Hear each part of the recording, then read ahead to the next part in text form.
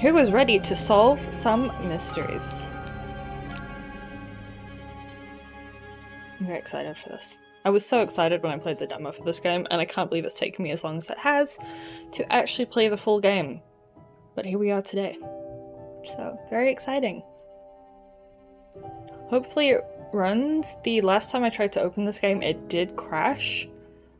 But hopefully we shouldn't have any problems. The game takes account of all of your actions, including the ones you decide not to take. These choices will determine your fate and the fates of others around you. Proceed with caution. Oh, we are familiar with these kinds of warnings. We are very familiar with these kinds of warnings. Service de Police, Post 22, Montreal. Oh yeah, I forgot we're in Canada. So this is us, I think? Come on now, miss. Let's keep moving. That's a bit quiet. Okay.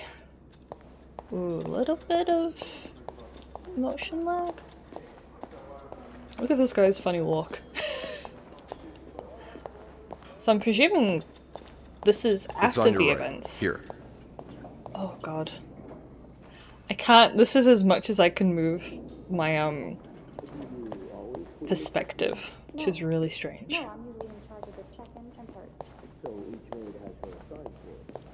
Oh, another maid. Can I check this? No. Really? Lag? Really? That guy's face was a bit odd. She's all yours, sir. Sophie Roy, I'm Detective Maurice Tremblay. Jesus, how laggy is this game? Let's see. 21 years old, working at the Clarendon for over a year. Husband? I'm sorry? Are you married? No, not yet. I live with my mother. She's sick, so I have to take care of her. No father? No. It's always just been me and my mom. All right, Miss Roy. I need you to tell me everything that happened, starting with this morning. Oh, par la fontaine, les filles s'en vont et s'y promènent au bras des garçons. Tu les entraînes au cœur des buissons où elles étrennent l'amour en saison.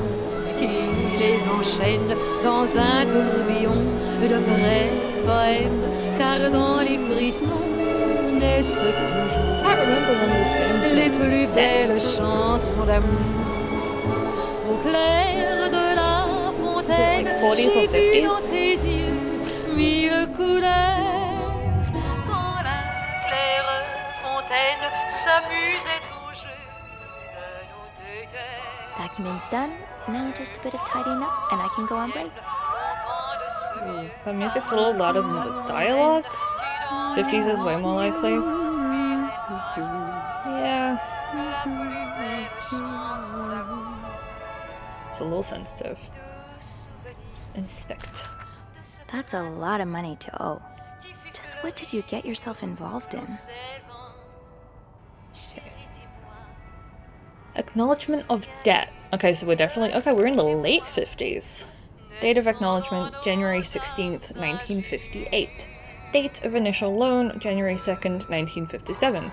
Entered into agreement between someone Matthew, and I have no idea what the other name... What does this say? Oh, Mayhew. Okay, well at least that's... That gives us something. Initial amount, $1,500. Amount overdue, $3,500. On the date of the initial loan, the lender agreed to lend an amount of money to the sum of $1,500 to the borrower for an enduring period of 12 months, calculated from date of the initial loan. The borrower was obliged to pay interest at the rate of 150% per annum. The total sum of said interest to be paid together with the capital sum, if I have to work any of this out, I'm not doing maths, was granted loan by the loan period's end, with the loan period reaching its conclusion on July 2nd, 1957, the borough was expected to have repaid the full amount owed. Failure to do so will prompt further action. Refer to page 3 for further details on the place and time of repayment. Refer to section C for the expected rates of all overdue payments as they relate to that time that has passed since the end of the loan period. There's nothing on the book. Okay. Alright. I think the guy we investigated in the demo had something to do with the loan debt. Only menswear. Are you in town for a business trip, maybe?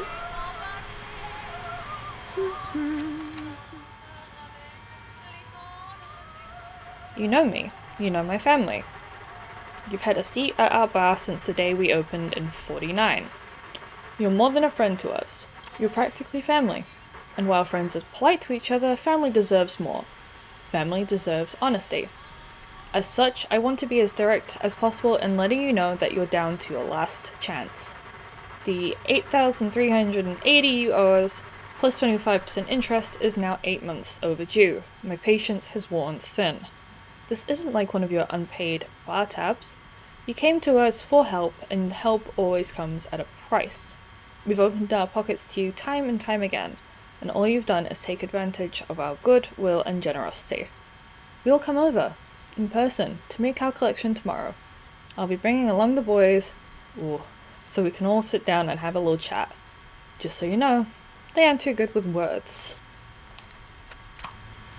Okay, sounds like someone got themselves into a lot of trouble. The thing that concerns me is saying the things that you do and don't do will have, consequences. Very Life is Strange. But it makes me paranoid as to what I should and shouldn't be touching.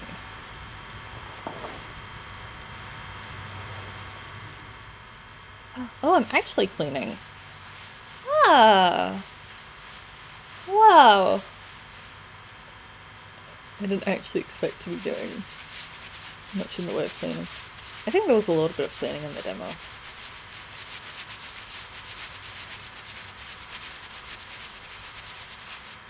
Is it just... Good enough.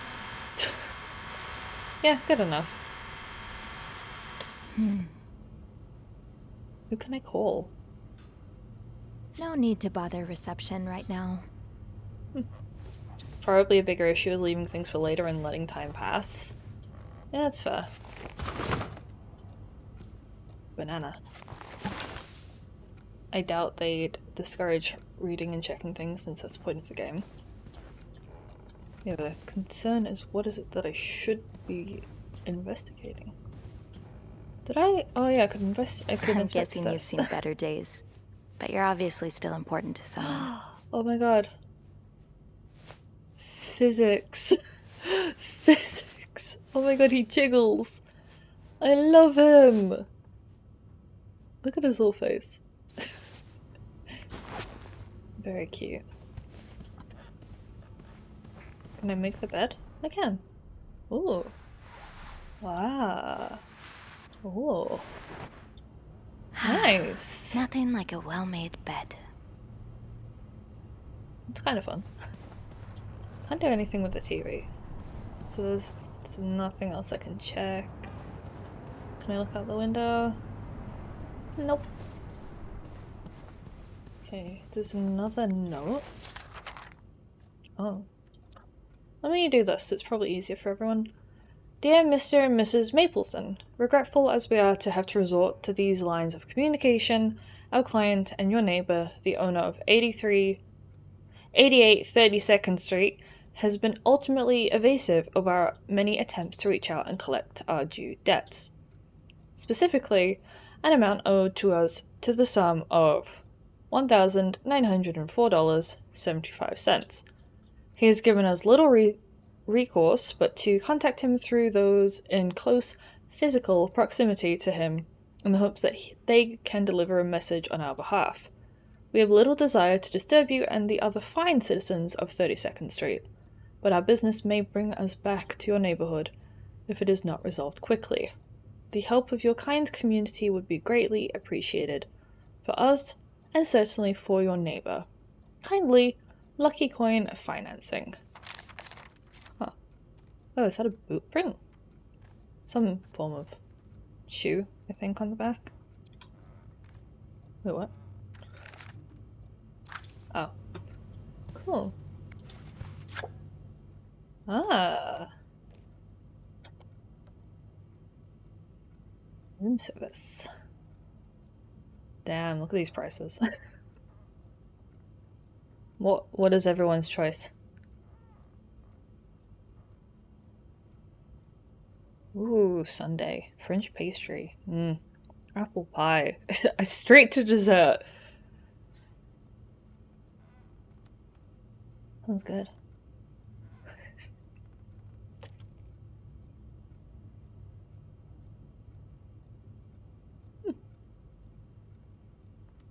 Can't imagine this will be important information.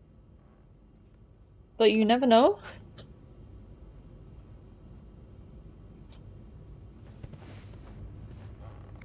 What can You I brought expect your this morning? own mug? Oh. Well, I guess ours aren't quite as complimentary.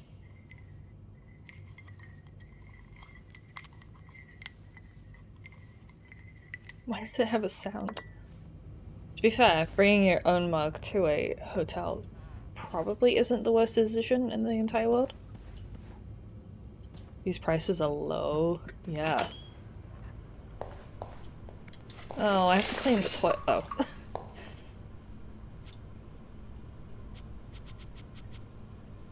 Guess I'm not allowed to clean the mirror.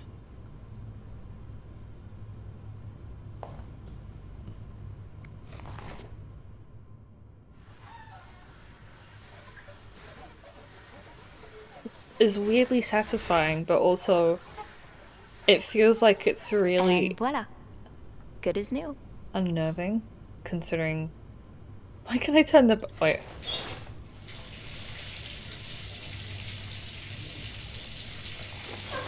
Can I flush the toilet? Wait. Ah, I love a game that has a toilet flush.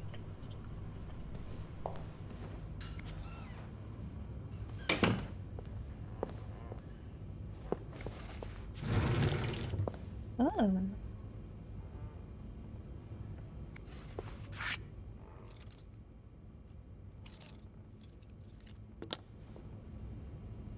I love vintage art design. Cool, I think that should be everything.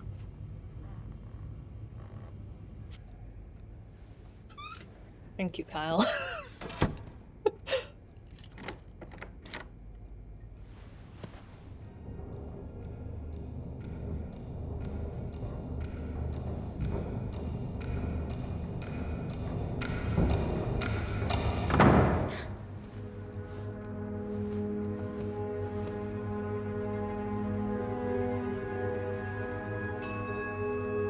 A little bit of lag again. Hopefully it's fine though.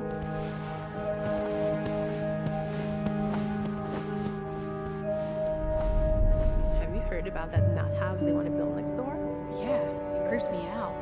Imagine all the weirdos who'll start hanging around the hotel. I can think of someone who'll feel right at home. Look at her, always glued to that gossip magazine. Do you think she has any real friends? Or is it just Gracie, Joan, and Marilyn? Well, when your own life is that dull, you need to get your excitement somewhere. Rude. Oh, did you see Rebecca come in this morning? She was wearing the same clothes. Now, don't you think you're overreacting? This is exactly the kind of behavior Linda warned me about. She's doing everything she can to break us apart. Sophie speaking. Hey, it's Beth. Do you think you could come up real quick? Sure. I'll be right there. You're right, you shouldn't. Now I realize I've been blind. I was so in love with you that I couldn't see. What? What do you mean?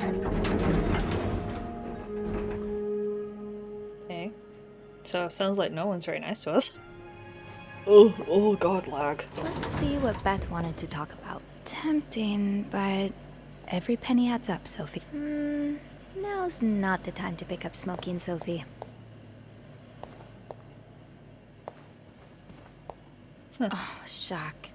Leaving luggage in the lobby? Are you trying to get Bernard to kill you? This leak really needs to be fixed. I hope the weather doesn't make it worse. World's tackiest hearts. Valentine's Ball. Formal wear required. Drink entry. Entry includes 1 drink, door prizes, and best dress contest.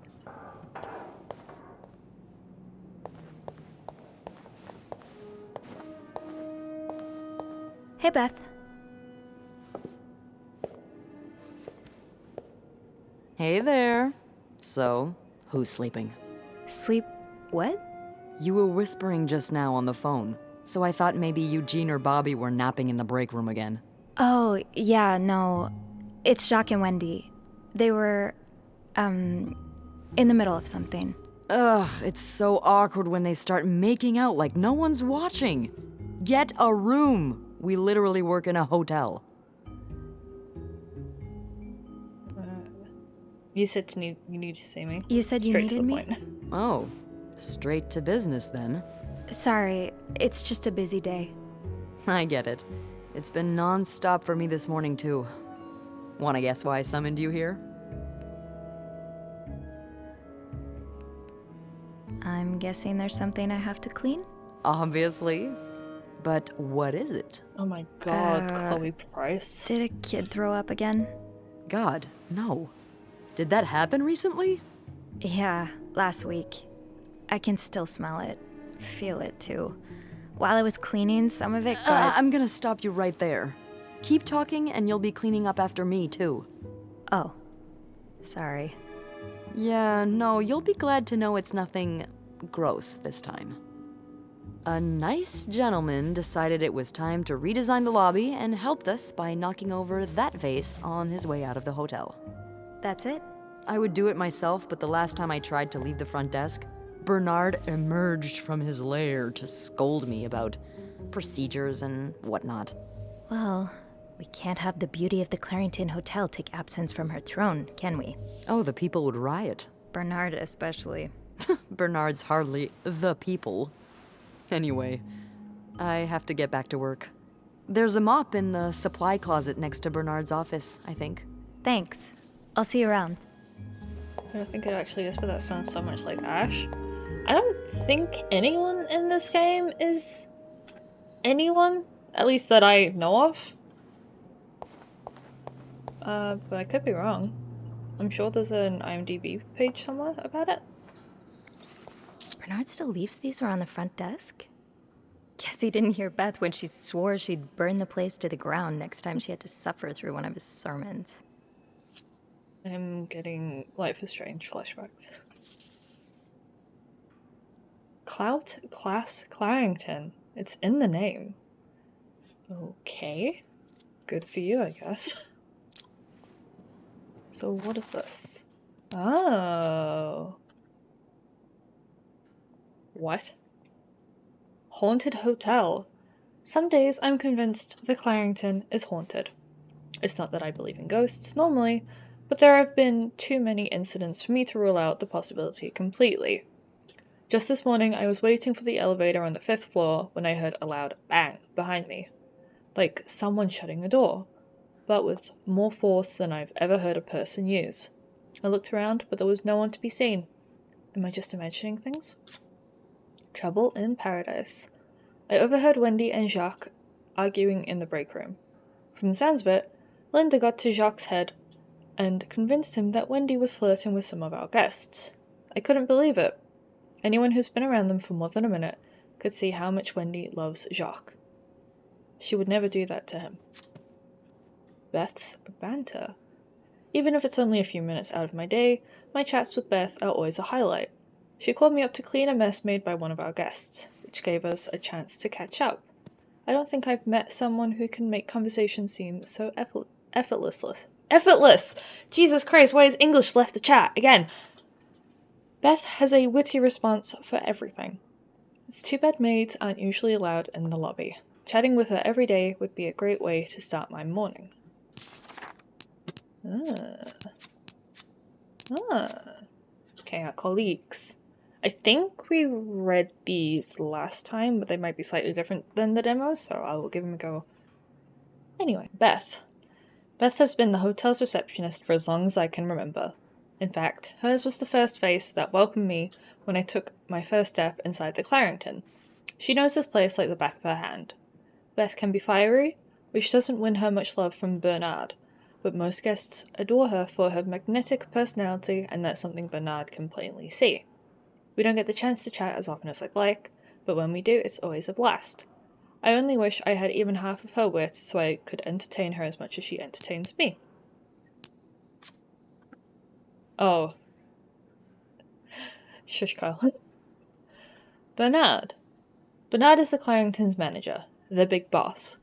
He spends most of his days locked in his office and doesn't like the maids roaming around outside of their posts, so our paths don't cross often.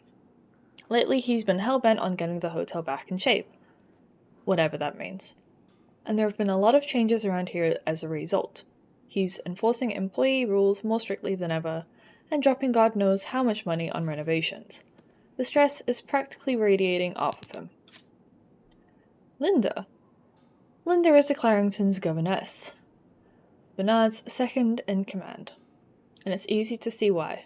She rules over the maids with an iron fist, always ready to enforce Bernard's latest rules to the letter. Most of them hate her for this, but my feelings are a bit more mixed. For whatever reason, she seems to have a soft spot for me. The same cannot be said for Wendy, unfortunately. It's like she's made it her life's mission to break up Wendy and Jacques' relationship, and I'm worried that her latest efforts may have succeeded. Wendy. Wendy is a waitress at the hotel's restaurant. She and her best friend Yvette were hired together, and they used to be inseparable, until 3 or 4 months ago. It's no coincidence that this was around the time Wendy started dating Jacques, the bellboy, to whom she's now happily engaged. That is, depending on who you ask. Linda seems to think that Wendy is the Clarington's residence flirt. Sure, she's popular with guests and collects the most tips by far, but I've always chalked that up to the same thing that has drawn me to her. That warm smile that just radiates kindness. Linda's not convinced though, and seems to have taken it upon herself to expose Wendy for who she really is. Right. Jealous much? Jacques. Jacques is one of the Clarington's bellboys. I don't know much about him. He's even more shy than I am, barely looking up at guests when carrying their luggage. People like us just need someone to bring us out of our shells. And apparently for Jacques, that person is Wendy. He's like a completely different person around her. He lights up, laughs, even cracks jokes. I was so happy that he found Wendy, and even happier when he proposed. They're like the Clarington's very own Janet and Tony. I have no idea what that is referencing, but good for them. But it seems their engagement is in peril thanks to Linda's meddling. Stand strong, Jacques. Don't fall for her manipulations. I have family. Mom. Mom always means well, but life isn't dealt her the best hand of cards. She doesn't talk to me very much about her time as a nurse during the war, but I've always wondered what kind of person she was before that harrowing chapter of her life. It's just the two of us at home. Mom's had bad luck with keeping jobs. She finds it hard to be around people, so she stays home most of the time. At least she's never missed an episode of The Wild Orchard. On her good days, she can manage on her own, but on her bad days, well, I do my best to be there for her. Dad. Left when I was 2 years old, haven't heard from him since. Mom doesn't say much, so I stopped asking. Huh, interesting. We did have a... What was the tab? Like, guests in the demo, so I wonder if we're going to be getting that sometime soon. Okay, let's get that mop from the supply closet. That was this way? I think? Chocolate mousse cake. Maybe Bobby wouldn't mind sneaking me a slice. Ugh, no. Bernard would have both our heads.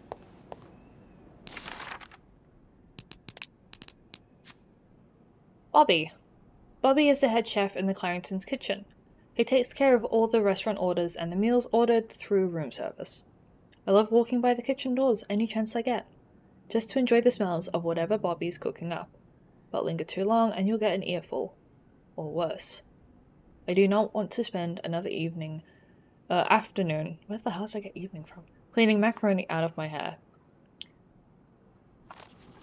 Is that in response to the kid or person who threw up?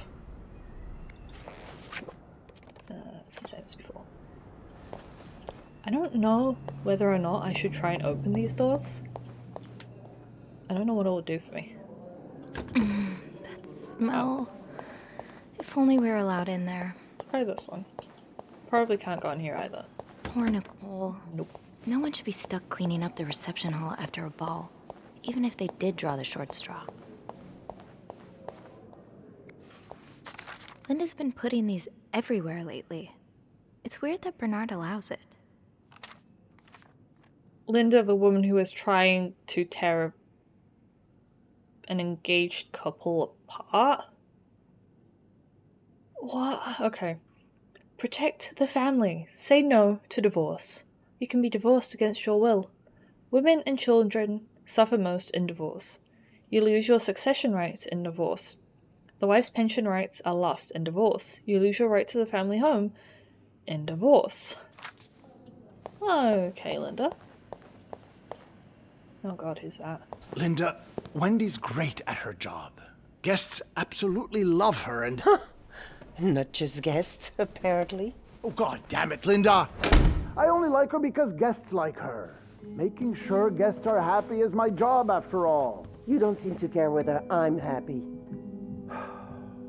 Listen, if Wendy wasn't doing her job, that'd be another story, but I can't just fire her without good reason. What if she stirred up trouble among the staff? Would that be a good reason? Curiosity killed the cat. Oh, Andrew, hi. I'm sorry, I was just... Spying on our manager? No, I heard something, and I... Hey. It's okay, I'm just pulling your leg. I'm sorry I scared you. I'm just... some orange hair. I'm not used to having people around me while I work. Yeah, you're always working alone up there, aren't you? I actually think it's the first time I've seen you down in the lobby. Don't tell me you've been sent to clean up after the Valentine's Day ball.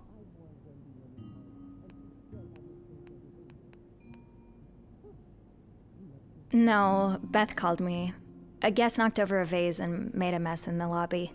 Yeah, I saw that catastrophe happen. Just what we need, huh? Well, I'd rather be doing that than cleaning the reception hall with Nicole. Oof. Yeah, I don't even want to see the state of the place after this weekend. I know chocolate fountains are for dipping, but I didn't expect to find someone's shoe in there. How did someone's shoe get in there? No idea. You must see plenty of weird stuff too, right? Were they trying to be Aussie? What's the weirdest thing you found in a guest's room? I don't know. Something gross? It's a bit gross. Oh. I hope it's got nothing to do with bodily functions. It's a hotel, it probably does. God, I hope so too.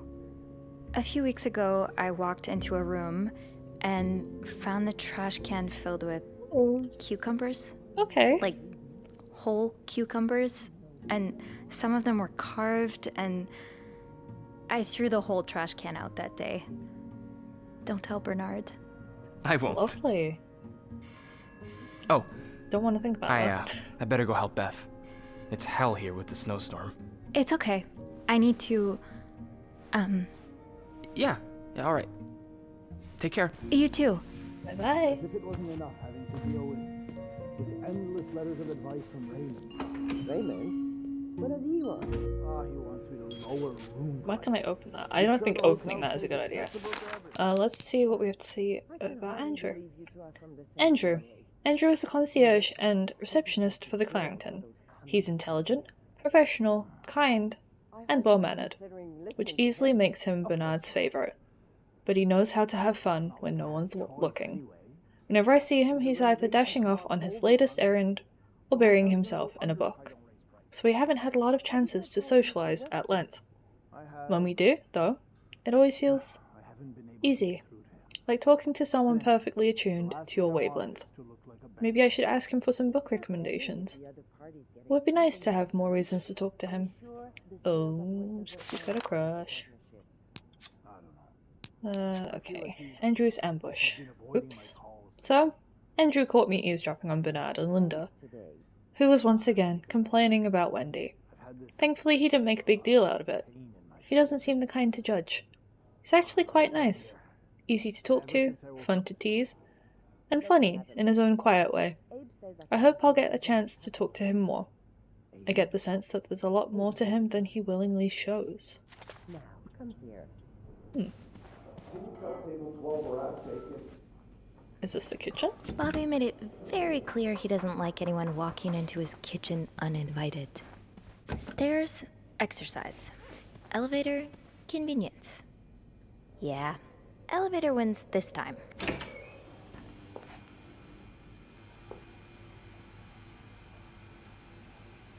What have we got going on here?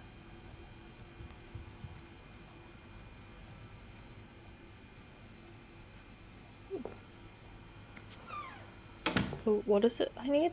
Is it just the mop?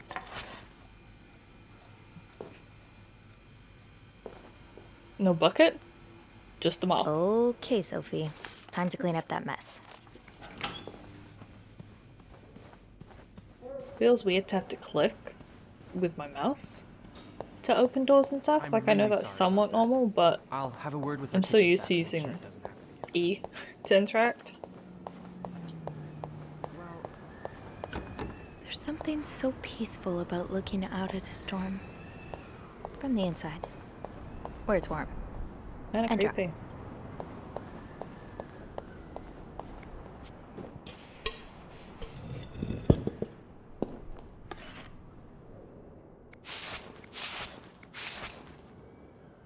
Ew.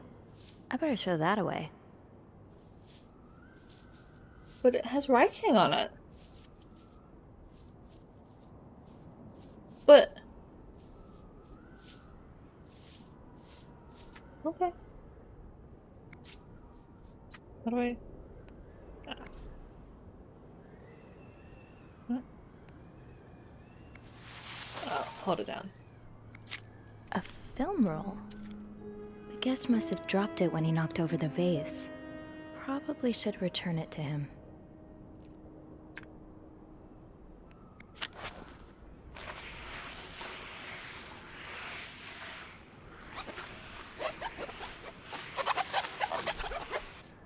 Now I just put the leaves back in the vase, and it'll be like nothing ever happened. Fun. In the storage room, there's a hat with a W and J in it, probably for Wendy and Jacques. That is really cute. Wait, really? Wait, no, I need to see that.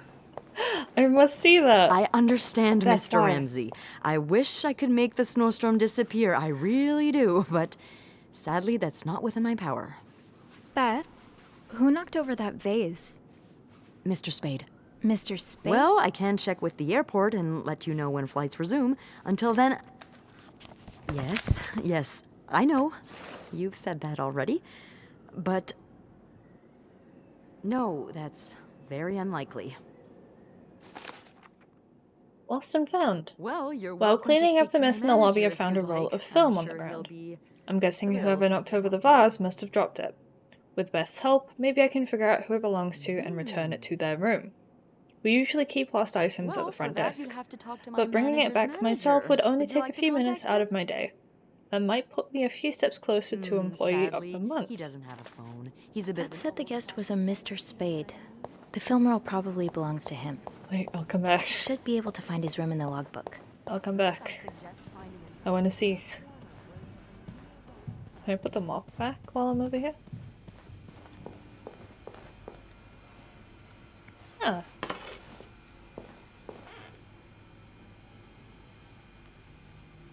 Ah, there. I've never seen two people more suited for each other. I hope they work things out. They need to. That's cute. Thank you for noticing that, Tiff.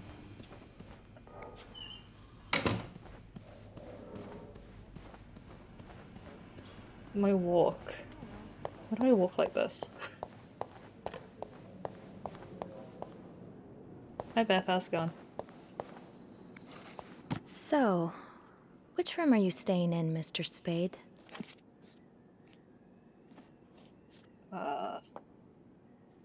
selection mode. Ooh. Ah. Spade. Spade. Spade. Ah. Room 505. Great. That's on my floor. I can return that film roll without going out of my way. I'm intrigued what else there is. Train cancelled, flight cancelled. Flight cancelled, train cancelled. Train cancelled. Some snowstorm, huh? I love these little details. People who are good at details are perfect for this game. So hopefully you're going to be a great help. Okay. I don't think there's anything else to see, so I will leave. Can I talk to Beth? No?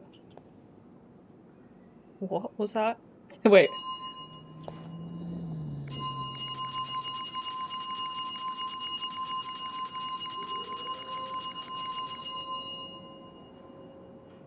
Nothing?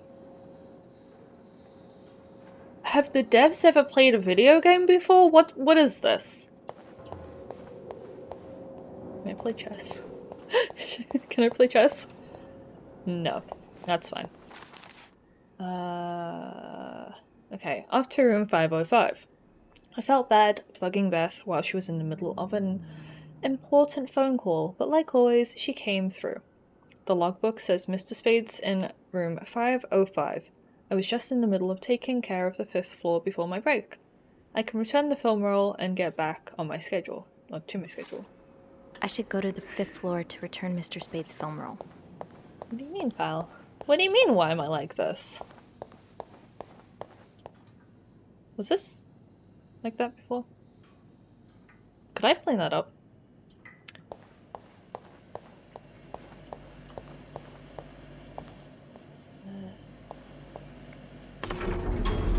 Oh god, lag. Hold it, please. Oh my god, lag. Andrew, are you okay? Yeah, it's just... Oh. I slipped on the puddle by the restrooms. Oh, I'm sorry. I didn't clean the puddle. Oh, no, it's my fault. I should have asked Eugene to repair the leak.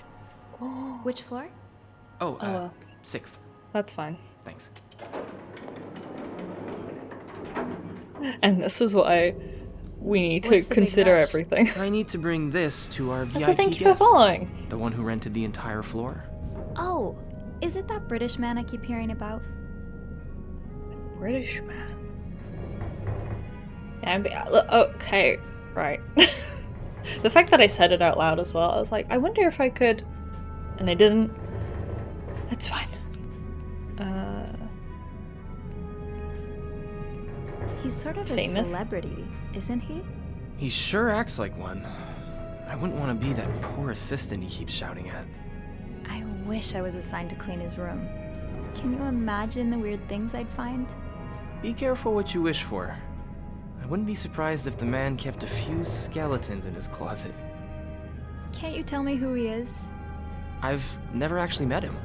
I always talk to his assistant. Only Bernard knows his identity. Oh. I do have a suspicion, though. Oh? But I'm not sure I should say it. Can't you at least give me a hint? Okay, let me think. Whew. Saved by the bell. Hey, come on. Don't leave me hanging. Let's just say I like to prolong the suspense. Wait. Just watch, he's gonna be Is that the hint? the villain. Who knows? Fair enough. Have fun up there. You too. Hey, room 505 with the door already open. So this is the demo, I think. I'm pretty sure this is where we had the demo.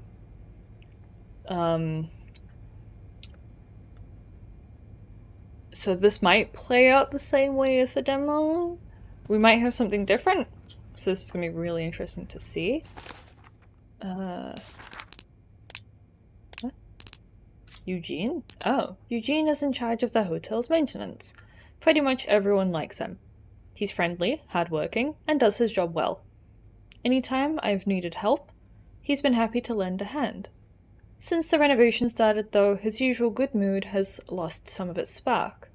I can see that Bernard's lofty expectations are weighing on him. I just hope he doesn't burn out. He doesn't deserve that. Oh, now we have the guest tab. Mr. Spade. Mr. Spade is a guest here at the hotel. He's staying in room 505. He seems to carry film rolls around, and he was in such a rush to get somewhere today that he knocked over the bars in the lobby. But other than that, I don't know much about him. I can't deny that I am curious to know more. I should return Mr. Spade's film roll. Room 505 is on my list anyway. Is this the divorce thing again? Yeah. Weird.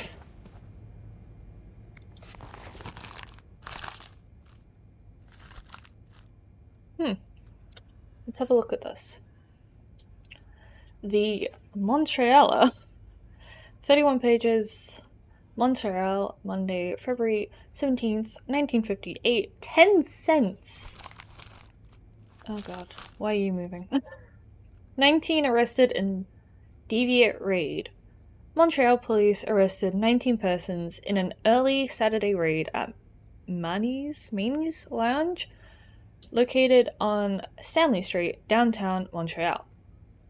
The establishment, owned by Emmanuel Laliberte, is a non-hangout for sex deviants.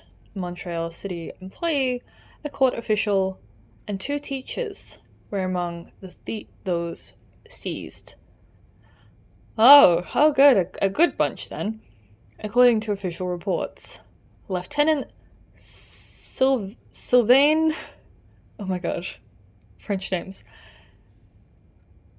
Guibault? Tiffs in chat, like, how dare you disrespect my language. Thank you for the hydrate, Kyle. Says he plans to send letters to schools employing the arrested teachers.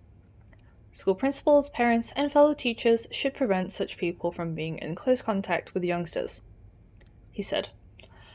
It is everyone's responsibility to protect our children. Lieutenant Guibault, I'm gonna say Guibault, I have no idea how you pronounce that, also promised an investigation would be opened on Laliberte, who already has a criminal record to his name. These are probably very common Canadian names, and I can't. Continued on page 3. This is horrible to read. Yeah. Major snowstorm paralyzes city. Montreal is paralyzed by this winter's 5th and most important snowstorm. 15 inches of snow are expected until the end of the day. The last major storm back in January had covered the city with 12 inches of snow. The storm started yesterday with 6 inches falling during the day, and I'm trying not to laugh at 12 and 6 inches. I am a child. And 6 more during the night. Violent winds created giant snowbanks all over the city. Many drivers ignored police warnings and decided to take their cars at their own risk, resulting in several accidents. Trains from the United States are expected to be delayed up to 3 hours. At Dorval Airport, most departures have been cancelled, while arrivals are delayed or diverted altogether. Continued on page 5. I did very good on those French names, really? You lying to me, Tiff? Shop owners against new mental hospital. A group of downtown Montreal businessmen and shop owners met with Mayor Sato Fournier last week to air their grievances concerning the city's recent decision to allow construction of a new mental hospital on Dorchester Boulevard. William Weston, manager of Weston's department store, says he and his group will fight tooth and nail to prevent the hospital's construction. Will our customers feel safe to come downtown for their shopping needs knowing there are lunatics next door, he said. Continued on page 8. Another bloody Valentine. Valentine's Day concluded in horror last Friday with the murder of an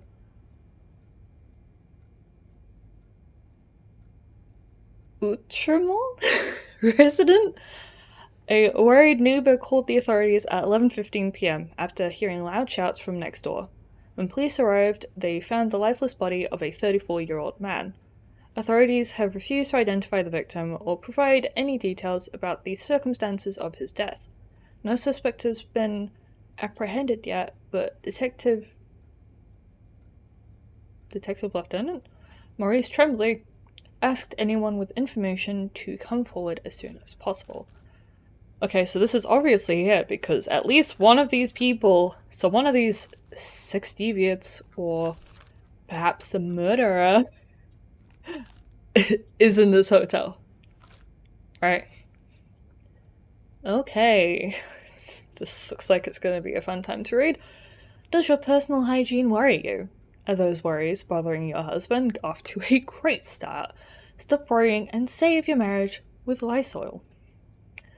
Lysol is an indispensable aid to marriage hygiene. Millions of women use it regularly to safeguard their beauty and avoid undesirable surprises. It's penetrative and effective, even in the presence of organic matter. Begin to use Lysol today so you can stop worrying about your hygiene and focus on more important things, such as pleasing your hardworking husband. Ah, the 50s. Lysol has been endorsed for more than 60 years by scientists, medical professionals, and many other men who have women's hygiene at heart. A Lysol Corporation product. Oh boy. Detective is back. True. You right. You right. Oh my god. Alrighty. Does carrying this everywhere really make us better maids? Bernard seems to think so. Oh yeah, I remember reading this. This was also really fun to read. What? Oh, why was it down there? The Chambermaid's Guide. First rule, be invisible. Guests do not want to be disturbed. Accomplish your work as silently and discreetly as possible. Be a shadow. Second rule, be thorough. Leave no stone unturned, and no corner uncleaned. Dust, stains, everything must disappear. Third rule, be careful. Sometimes what looks like trash is actually a guest's treasured possession. Be careful as to what you throw away. Partial cleaning. Bathroom, clean mirror, toilet, and bath. Bring used sheets to cart. Put clean towels on shelf. Replace toilet paper roll if necessary. Empty garbage can, throw away trash. Room. Clean ashtray if necessary, scrub stains, make bed, empty garbage can, throw away trash. Complete cleaning. Bathroom and room. Repeat partial cleaning duties. Vacuum every floor, dust every surface, change bed sheets. Note, your governess may ask you to perform other related duties at any moment. I remember that being... I remember that having some questionable content in here, but I guess it doesn't. I guess I was wrong. What is that? Is that a yo-yo? Ah! Can I... Pity Pot's Sugar Frosted Pops. Cute! Do I explore? Surely I'm gonna explore. Event? Ooh, there's a cold breeze coming out of there. Among Us. That's the divorce thing again. Stick to your room order, Sophie. I'm getting ahead of myself. I'll come back to this one later. Blocking the stairs seems dangerous. What if the elevator breaks down again? Yeah, I wouldn't want to be out in that. That looks like not a fun time. I think I have all the supplies I need.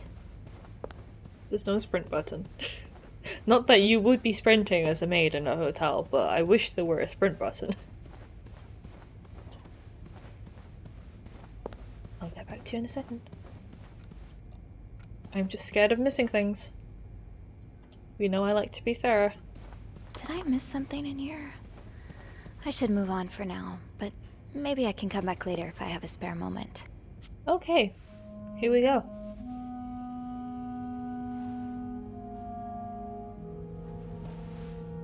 Mr. Spade?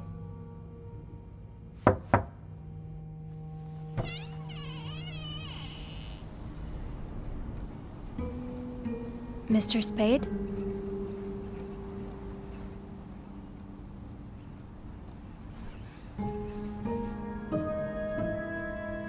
Do we think the same thing in the bathroom is going to be in here?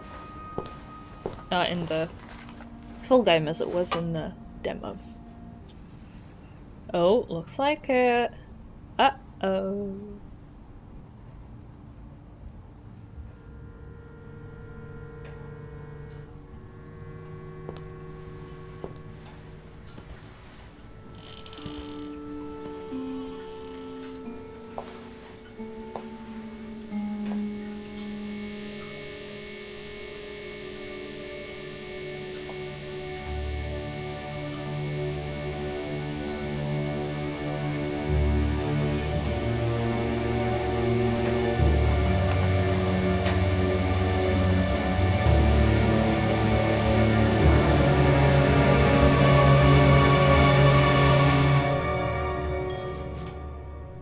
Wait, what did that say? Tampering with evidence will have negative consequences or something like that? If I inspect it, do I touch it? A disturbing discovery. Room 505 greeted me with a sight I never could have seen coming. A makeshift darkroom filled with pictures of me, snooping through a guest's items. My heart has never beat so quickly. Should I call the police? Did I read this one? I bumped into Andrew again in the elevator. From the sounds of it, the VIP guest on the 6th floor has him busy with all kinds of strange requests. I tried to press him for more information, but all he gave me was his cryptic hint. I like to prolong the suspense. I'm dying to know who it is. Andrew clearly knows how to keep a secret. Ooh. Clues. Okay, so this is that thing about debt. Okay, so this is just the things that we've come across. Maybe I should call Beth or Andrew. They'll know what to do. I hope. So are we playing Danganronpa now? I used to watch Danganronpa, but I've never played any of the games. Do I clean this? How do I call someone? Oh, probably with the phone. That would make sense.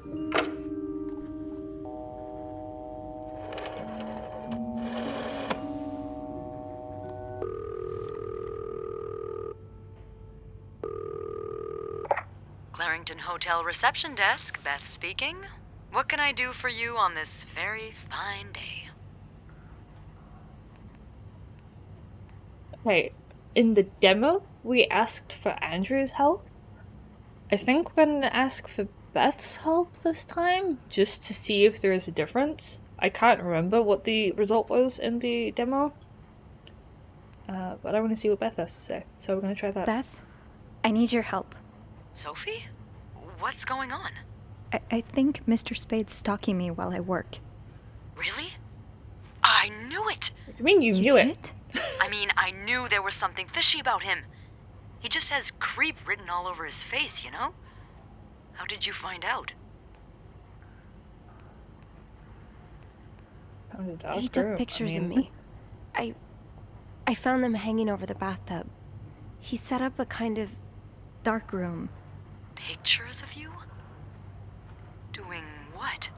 I can't believe I'm about to say this, but sometimes when I clean the rooms, I get a little curious and, you know, snoop through our guest stuff. Sneaky. And Mr. Spade caught you in the act, I suppose? Yes. I think we should call the police. No, that's a terrible idea. But Sophie, that man has pictures of you running your hands through people's stuff. But I didn't steal anything. I was just snooping, I swear. I know, but say a client reports something missing, those pictures would put a big red target on your back. So I just leave? Do nothing? Do nothing? No. But It'd be smarter to wait until you have the whole story, or at least more than you have now, before making a move. I've been in darkrooms before. Setting one up in a space that isn't made for that takes time and effort. Wait, you're a photographer? No. I was there to look at pictures a photographer took of me. Look, all I mean to say is there's What kind no of way he pictures, set Beth? all of this up just for a couple of pictures. There has to be more.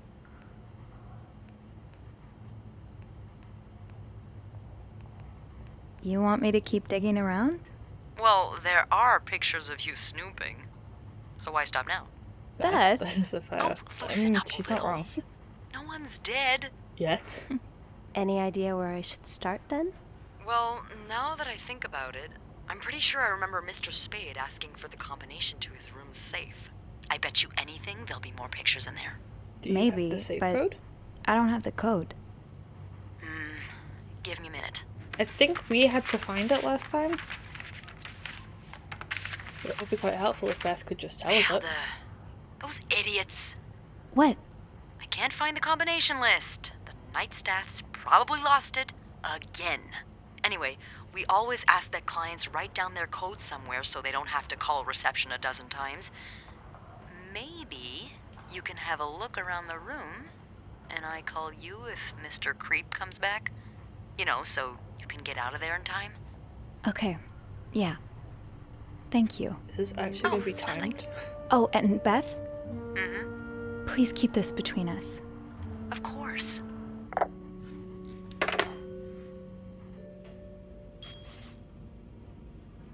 You chose Beth as your acolyte. I know you guys couldn't see the achievements I get, so I do try and read them out for you. They're never really very interesting. Help from Beth. I called Beth for help. She convinced me to keep digging and not to make any decisions just yet. Not until I have a better idea of why those photographs of me exist in the first place. After seeing those photos, it's hard not to feel like someone's watching me while I snoop. But I have to find out more. The safe seems like a logical place to start. Beth thinks our guest may have written down the combination somewhere. Okay. If reception gave him a code, maybe he wrote it down. Somewhere. Just in case. Did you intend for me to discover your little dark room? Or did this just fall down?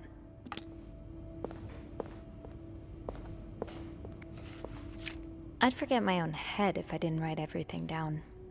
I guess we have that in common. Do not forget to buy more film. Nice penmanship. Where's the key here? Why would you go without your key?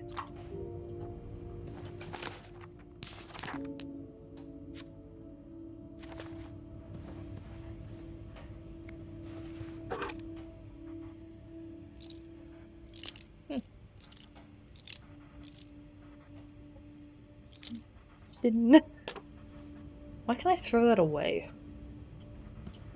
They're not really a use once item, are they? I should bring that back to my cart.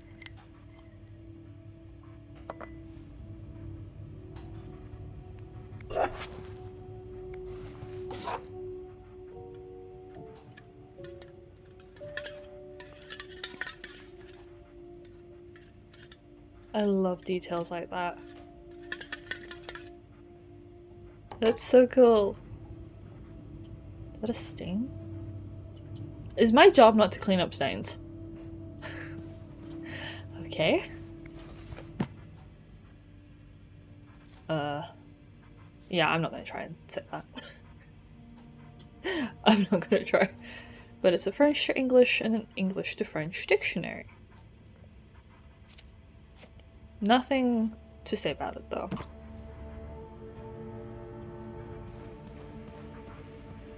Make bed. Oh. What? Pick up that, put it on the bed.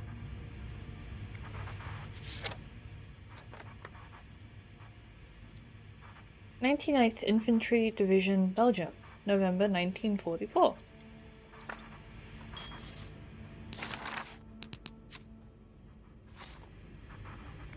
What's this?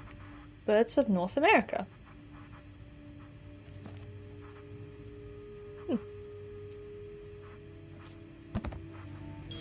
Why can I throw that away? What is the point in throwing that away? And why is this a clue?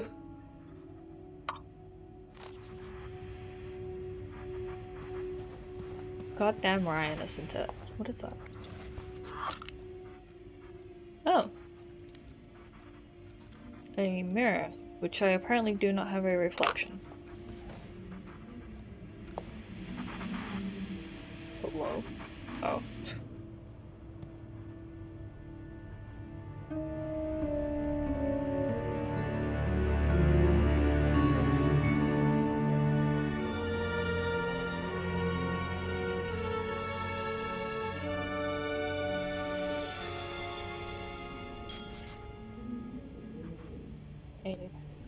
Definitely remember Laboratory. this. I just went there for the first time and God, it's been years, hasn't it?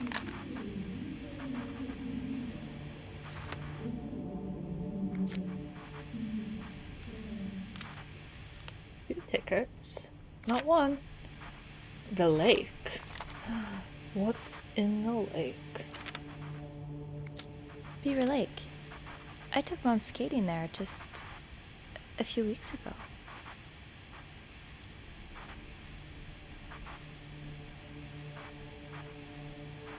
What's up with the numbers? They're all 2s. That looks like 2G, and then I can't tell if that's meant to be a D or if it's a music note. Oh wait, all of the A's have the 2 underneath them. Both of the L's are music notes, and then the V is a G? Is that a... Oh, it might not be a music note. It could be a J? I don't know. I don't know what that's meant to be.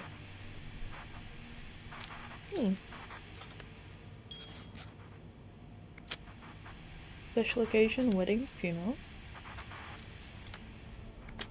This was the sale where I found that winter jacket that Mom loves. Were you there too? Why, Harry's. Lots of burger places closer to the hotel. Harry's Diner too. Were we ever there at the same time? Okay, no numbers on here though. That one's missing T30. What?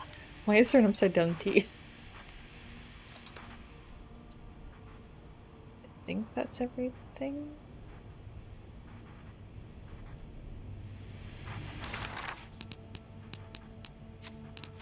Oops. Being tracked.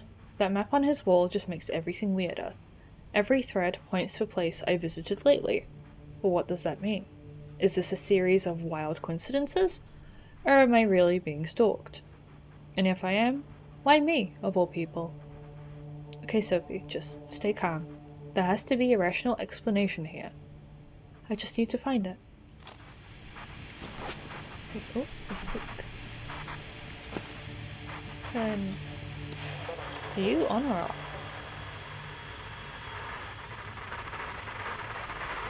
Let's not. Do not forget to take your pills. Little suckies.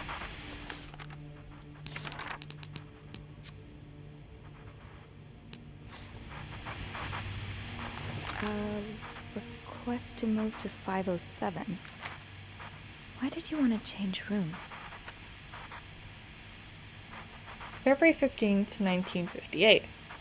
Dear Mr. Spade, the present letter is to confirm the reception of your transfer request to room 507. Regrettably, the room in question is currently occupied by an extended stay guest. We are therefore unable to grant your request. Thank you for your understanding. Please contact us should you have any other request. Yours sincerely, Bernard Leduc,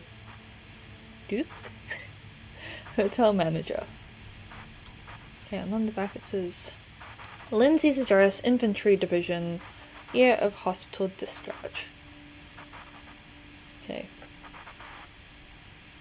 Gotta get my trusty camera out, because I won't remember it.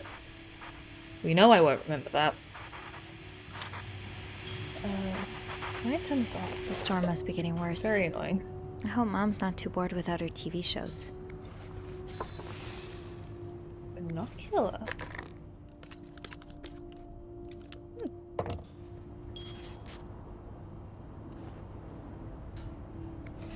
What do we have here?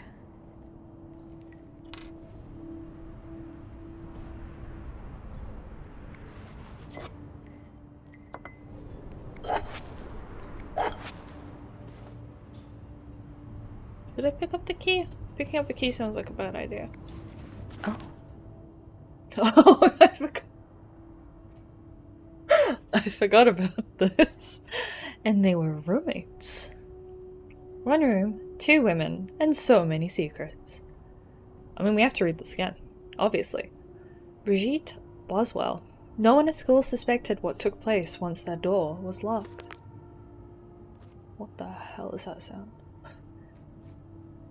She was alone in a town she barely knew, hundreds of miles away from home. She was desperate for comfort, and found it in the arms of the most unexpected person. What first started as a normal friendship between 2 women soon blossomed into something much more passionate and disturbing.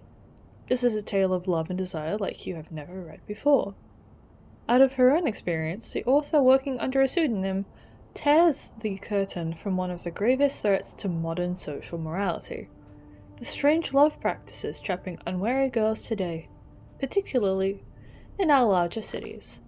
The fact that they called it and they were roommates is forever the funniest thing to me. It's so funny. Is they scam? One man's trash is another maid's trash. I love scam. Let's get rid of that. Is that it? What? Something tells me you won't be missing this.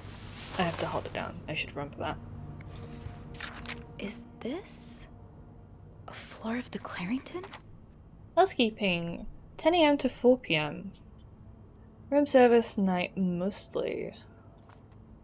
Lobby boys 8 AM to 11 PM, 3 PM to 5 PM crossed out, 6 PM. What have we got in here? Da da da. I don't know why this is a clue. Cracking the safe. Beth was right. Our guest did write down the safe combination, or at the very least, a reminder for it. I'm hoping that by looking around 505, I might be able to find some clues to decipher it. Time to play detective.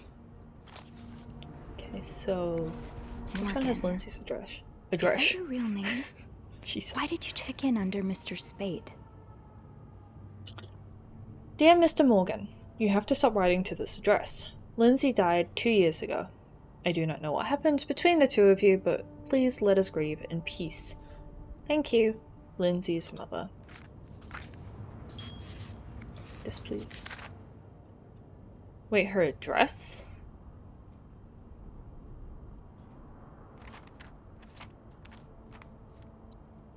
Which one's the address? 34? Do I go with 34? Hi, Orion! Hope the stream's going well. It is! We're doing some investigating. I'm gonna put down 34. Chat, remember 34.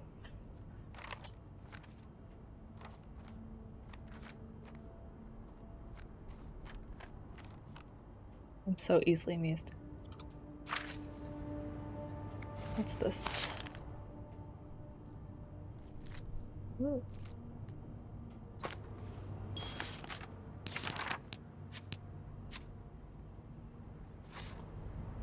I need to find some clues to decipher that code reminder.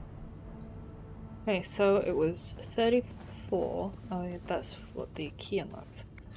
34, 99. And then I think the last thing was in here? If I remember the demo correctly. Oh, wait.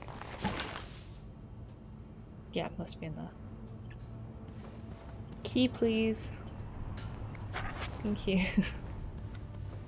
Open.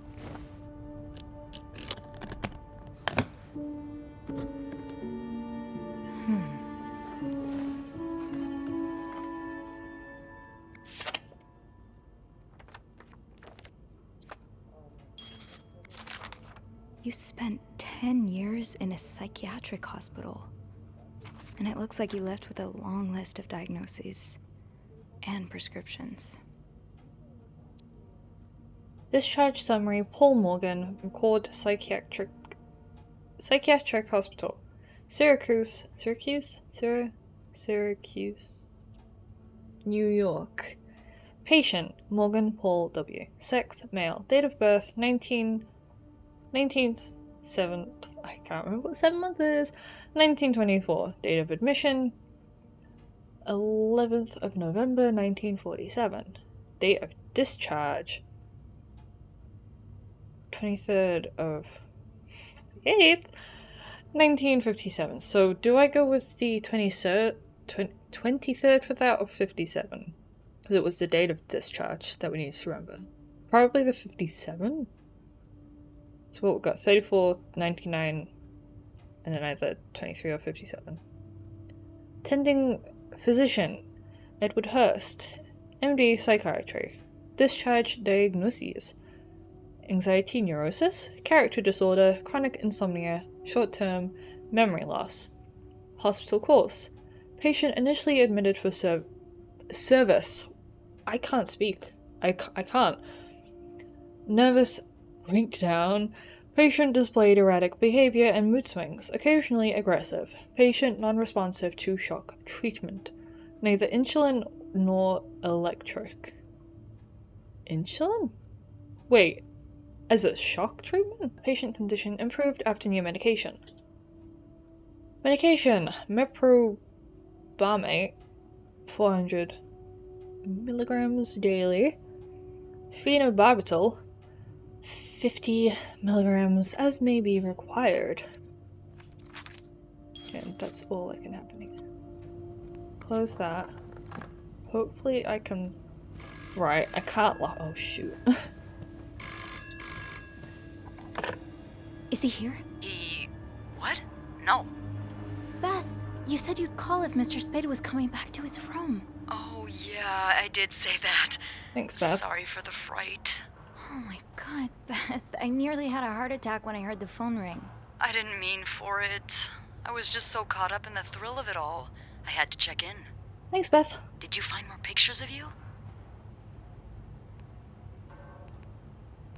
No, but I think I have enough leads to open the safe now. I'm impressed. Well done, Arsène Lupin. What? Never mind. Don't let me keep you. Okay, I'll Claude. call you back. Yeah, you better. Claude. I won't call Claude. again unless Mr. Spade returns. For real this What? time. All right, thanks. What are you doing? I wish I could lock that, because that seems to be something that would be really important. I'm gonna place the key though, just maybe he'd think he forgot to lock it. Okay. What was the number? Oh my god. Wait. 34. 19. So it's either 75 or 23. So let's try 75 first. Damn it. 23. Come on, Sophie. Wait.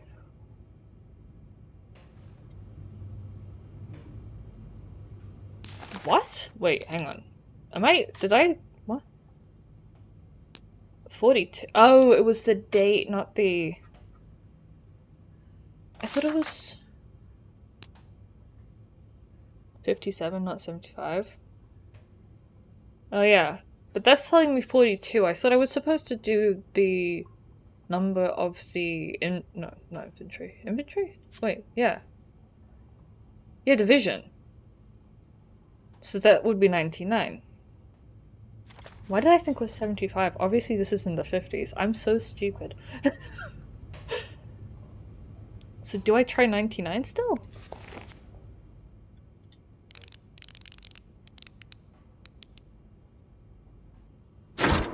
Why did it tell me 42? Ooh, it's she.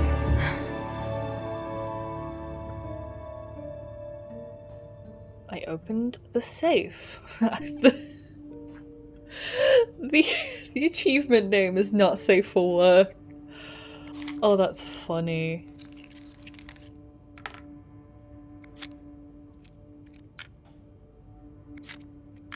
A Okay, gun. Sophie, you should probably put this down. Now.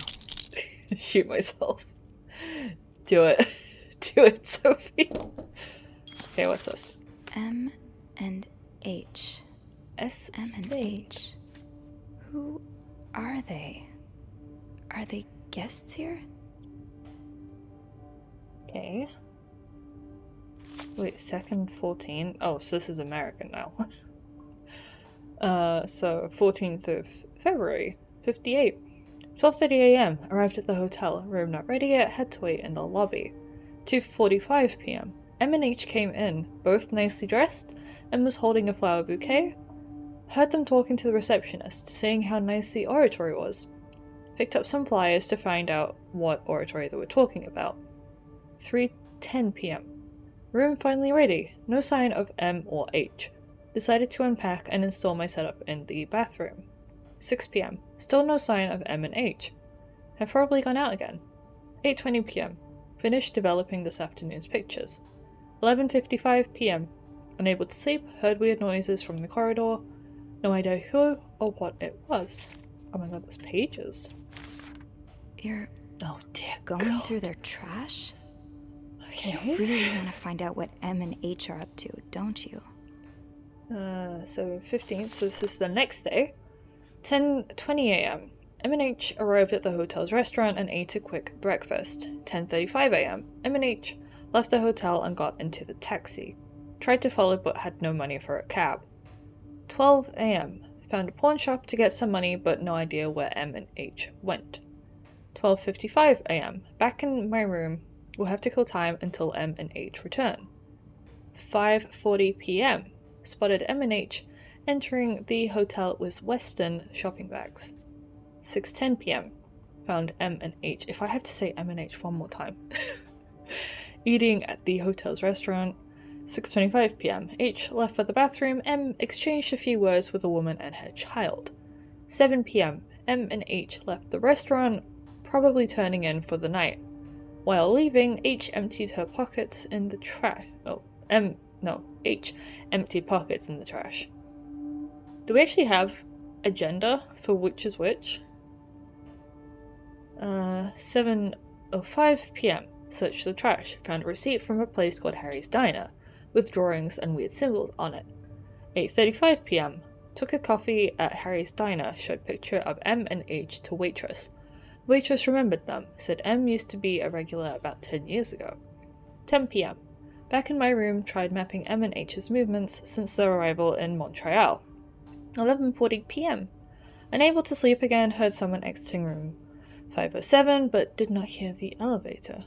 So, is it actually a coincidence that Sophie was with this Spade? Like at the same places, and he was just tracking these two people? Or is he actually looking at Sophie? Why are you following them? And who's sneaking out at night? So many questions. 16th.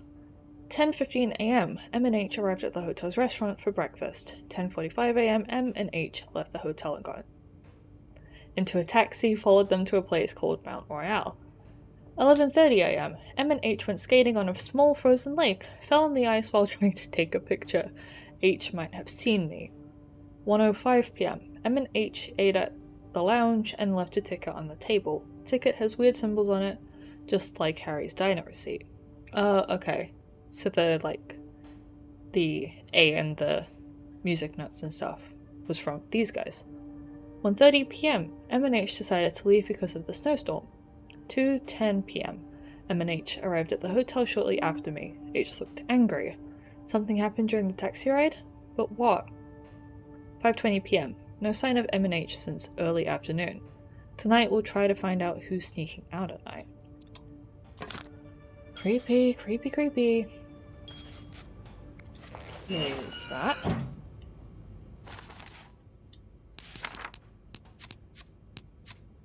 A gun with a European look. Is that a thing? do guns have a look? Like, based on where they're from? M and H. Maybe Beth could find them in the logbook. For obvious reasons, I didn't want to touch anything that is, like, personal belongings. Let's see, what, can I take these out? Yes. One man's trash is another maid's trash. Okay, so it's in dialogue. So I'm just gonna take... I hope you weren't eating those beans. Oops. I'm gonna take everything that looks like actual trash, but leave his personal belongings, like the books and stuff. I don't know why it gives me the option to throw them out. Little concerning to me what would happen with that. I will clean this, but I will not touch anything else in the room. I feel like as long as I don't know. It is kind of difficult trying to figure out what I'm meant to do and what I'm not meant to do, because I think it is obvious that the guy wanted us to find this room. But I'm not sure what touching certain things would do for us. I like that the one thing we never actually clean is the toilet. What are these things?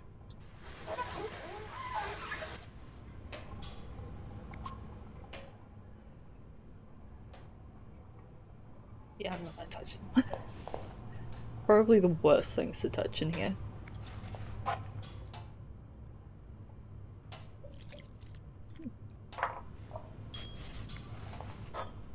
I'm guessing this is just a regular light bulb? Very much so. What, to not touch his stuff? Or at least not discard of his stuff? Oh, another mug. I think that's it. Getting rid of the mugs and the cans and the bins. But I think everything else should be fine. That way I'm still cleaning. I'm going to sleep. I am really tired. Okay, have a lovely sleep, Tiff. Thank you for hanging out. Thank you for telling me about that little heart on the wall. But I hope to see you again. And I'll see you in the Discord. Probably tomorrow. But have a lovely sleep and thank you for hanging out. Looks to guns. Oh. Huh. I know nothing about guns, so. Okay, bye. I'm sure I'll find more laundry to add to the pile. Wait, were there towels in there? I'm done. I'm done. Hello? I'm done. I'm done? Wait, do I call someone? Should I call Beth? Or should I just go down in the lift? Let's see what calling is. Clarington Hotel reception desk, Beth speaking. It's me. Oh, hold on. Andrew. Andrew. Cover for me, will you? I shouldn't stay here. I shouldn't. Tintin. Tintin? Sorry about that. So, found anything on Mr. Spade? Well, Mr. Spade isn't even his real name. What? What is it then? Paul Morgan. Ooh, I can see why he changed it. So, did you open the safe? What was in it? Actually, I need your help again. I heard the lift. I found out Mr. Morgan isn't only stalking me, but 2 other people as well. I think. Oh, who are they? They're I guests. should go. I don't know their names though. I was hoping you could find them in the logbook.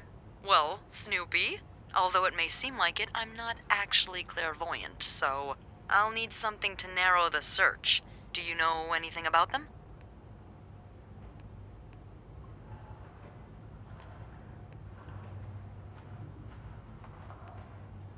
Mr. Morgan refers to them as H and M. Well, that could mean a lot of things. It could be their initials, or, I don't know, husband and mistress. Oh, I hadn't thought of that. Yeah, I'll need a little more to go on. I found out that Mr. Morgan made a request to be transferred to room 507, but it was denied because... That's Mrs. Beaumont's room. Exactly. Why change rooms when his entire setup is in 505? I'm not sure. I just thought it might be related. Maybe, but... would you look at that? There's a couple staying in room 509, Hector and Marcella Cruz. Okay. Hector and Marcella. H and M. Yeah, that's what I'm thinking. I don't like it. Why couldn't I have this conversation with her in person? Do you know anything about the cruises? Well, I saw them come in and out of the hotel a few times. Called a taxi for them once. The missus does the smiling and the other frowns a lot. Nothing to write home about. Do you have room 509 on your to-do list by any chance? I do, actually. Then maybe you go clean it and have a little look-see? Yeah, nothing unusual here. Just a maid cleaning a room. That's my girl. I'll call you if I find anything. Just be careful, okay? I will. I promise.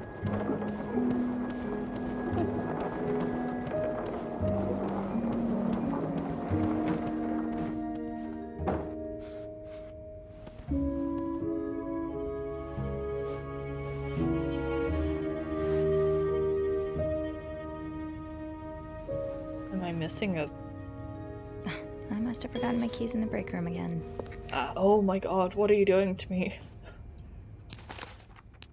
Okay. All signs point to 509. Sometimes it feels like Beth has the answer to everything. With the help of the logbook, we were able to figure out who the mysterious H and M are. 2 guests, Hector and Marcella Cruz. A married couple staying on the same floor as Mr. Spade in room 509. I bet a quick look around their room will reveal something. But I'll need my keys, which I left downstairs, probably in the break room. Classic Sophie. Let's see what this one says, because I don't think I saw this one. 2 more targets. It looks like Mr. Morgan's stalking doesn't end with me. He's also following 2 of the hotel's guests, M and H. I can't believe I'm saying this, but I'm grateful he only took pictures of me. His extensive notes on M and H's comings and goings. Like he's tracking their every move.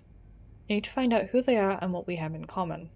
Maybe that will tell me why I'm caught up in all this.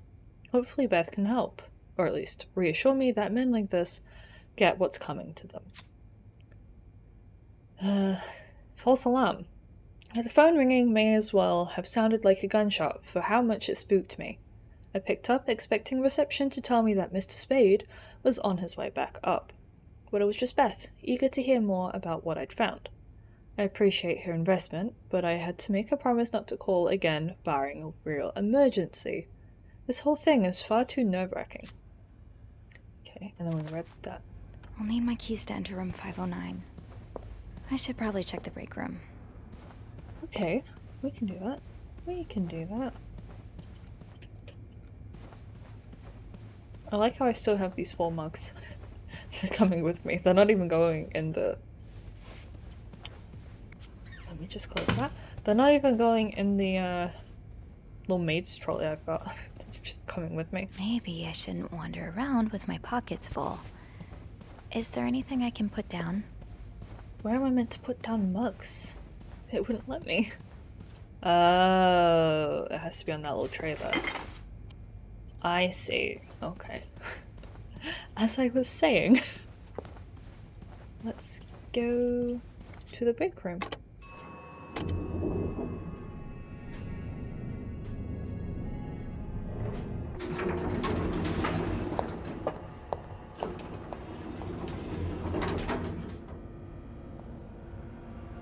I had my keys with me during break. I must have forgotten them in the break room. Your job to report when others don't do theirs. Wait, what can I throw away here? Oh, Andrew. I hope someone here shares your passion for reading. Andrew's Book Club. What? Let's talk about books and stuff over a nice cup of coffee. When? Thursdays, 7 p.m. Why? Why not? Where? The Corner Cafe. For more details, please contact Andrew.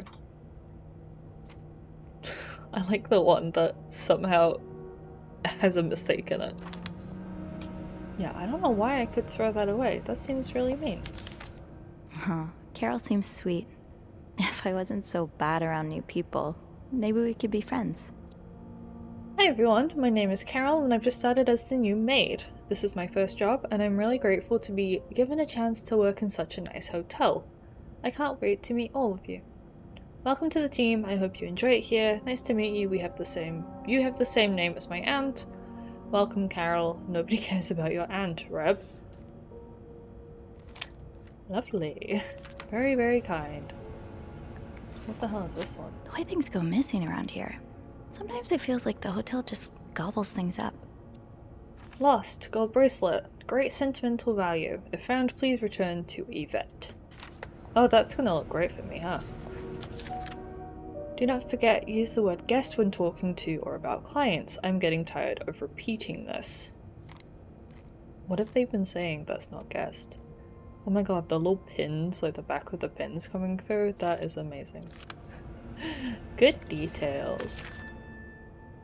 Do not forget to tell guests to avoid blocking corridors with their luggage. This is an accident waiting to happen. Yes, because it's just the guests doing this. What's the one behind?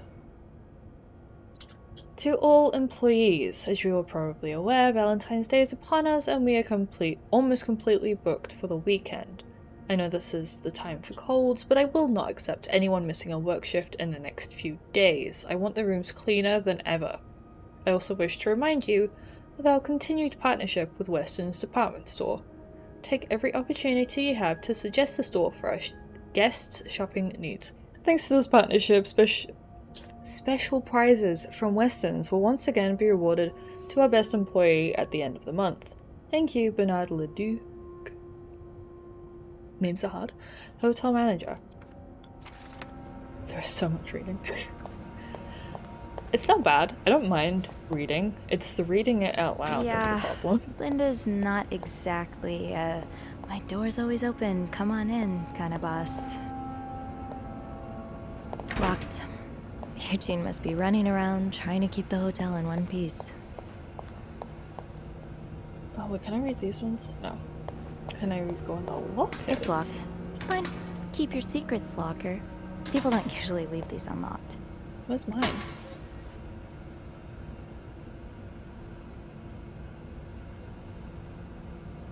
Okay. I didn't actually expect to be able to go into one. Where the hell is Rebecca?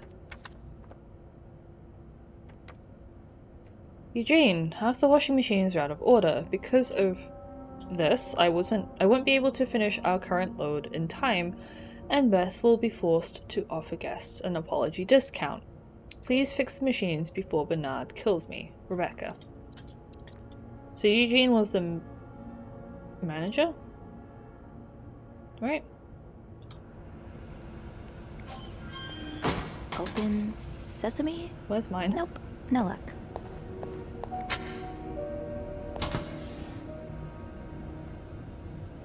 Off limits. Why is it the two guys who have left theirs open? The way they look at each other. You can tell it's the real deal. Cute. Why does everyone have tissues? What are rockets?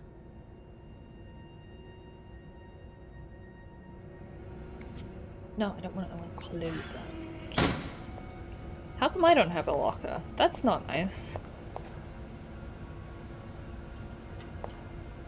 It's locked. Break room. What is this? Oh, I thought I left it in the break room.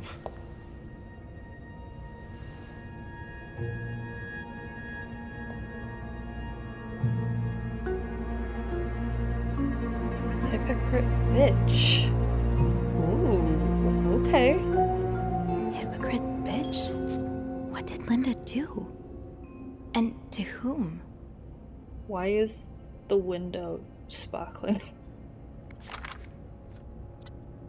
Linda, my wife will be at her parents' tonight, so come by the house at 8 PM and make sure you bring the new lingerie I bought you. B.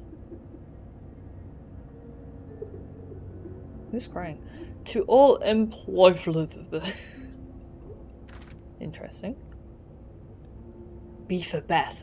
They're gay. I don't know. Can I go in? I can clean it off. Ah, that's good. Linda, I'm helping. It's very hard to get off though.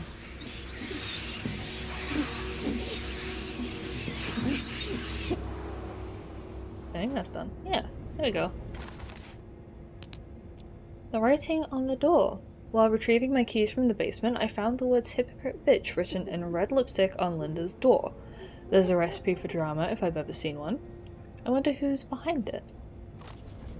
Well, surely the only one who's like actually got a problem with Linda would be Wendy, was it?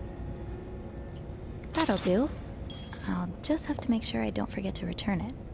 Oh, look at this little picture. Linda, you're not even trying to hide the daggers in your eyes. That's cute.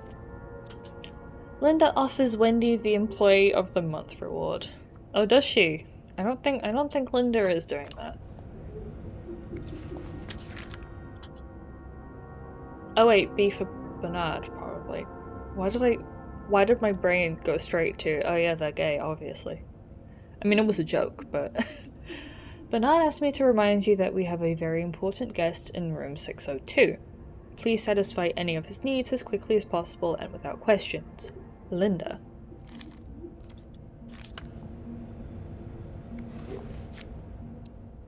Message from Bernard. For Valentine's Day, please leave chocolates on the beds of rooms occupied by married couples only. Linda. This one, please. If you see the freak from room 505 loitering around the hotel, please tell him to stop. Bernard says he's scaring some of our guests. Linda. Well, at least it's not just me.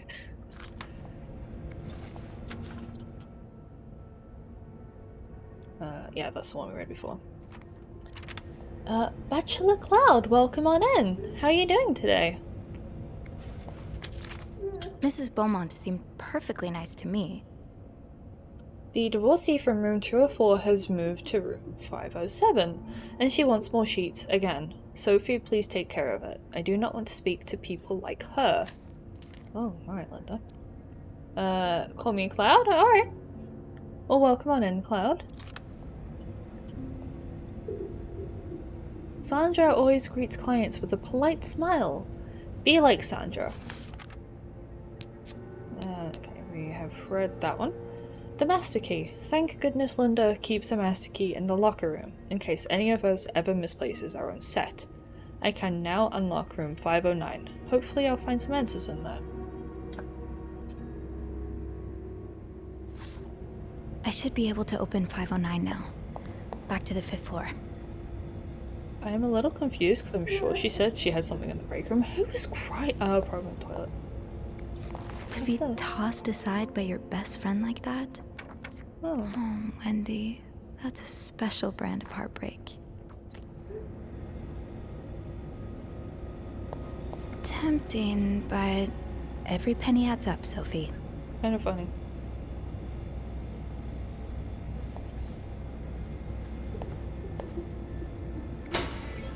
Oh, my god, why do you have so many mugs? I wish I understood you better, Yvette. You and Wendy had such a close friendship. Why throw it all away? Who's who? Yvette's and Susan's favorite activity, talking behind other people's backs. So now we have to provide soap to the guests? This is getting ridiculous. What's next? A hairdryer in every room? I mean... Speaking of hair, have you seen Rebecca's new haircut? I didn't think she could look even uglier. Smoke break at 3:45? S. Cigarettes. Why are there so many mugs though? No. Close. Susan.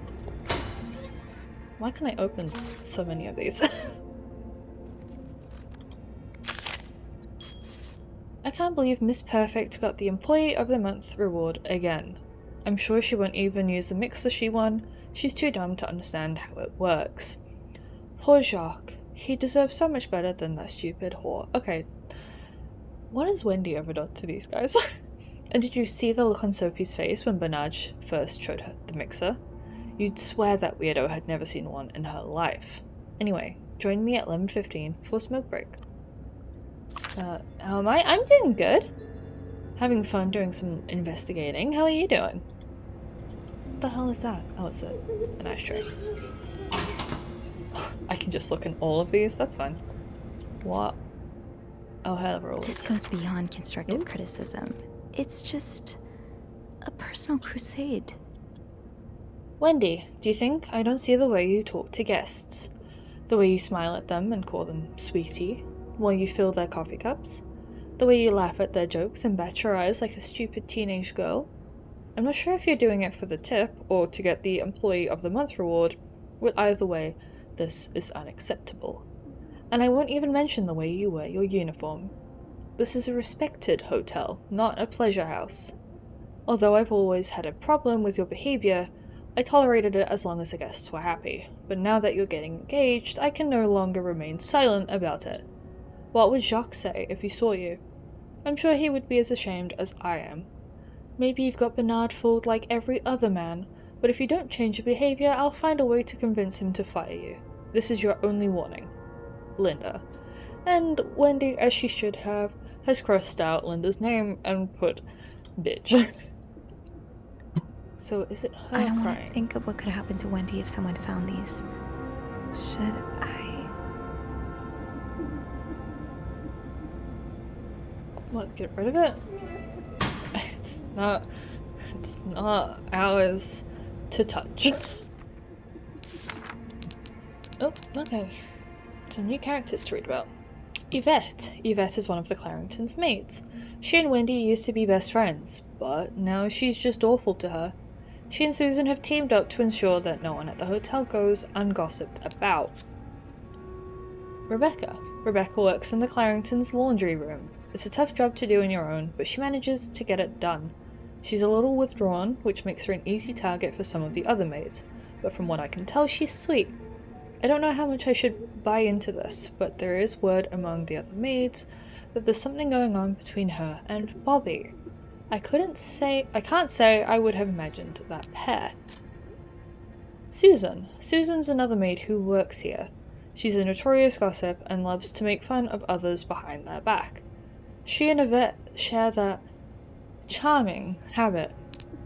Oh, what a lovely bunch of people. Off limits. Who's Carol? Carol! I hope you're having a great first... Oh yeah, the new one. Great first week here. Valentine's Day is always a very busy time. But do not worry, it should calm down soon. Yesterday I saw you watch while we were playing cards at lunch. You are welcome to join us today if you wish. Nicole. Carol, here's the chambermaid's guide I talked about. Come see me if you have questions concerning the job or the staff. I can tell you who you should hang out with and who you should avoid. There. Oh, what lovely people. It's locked.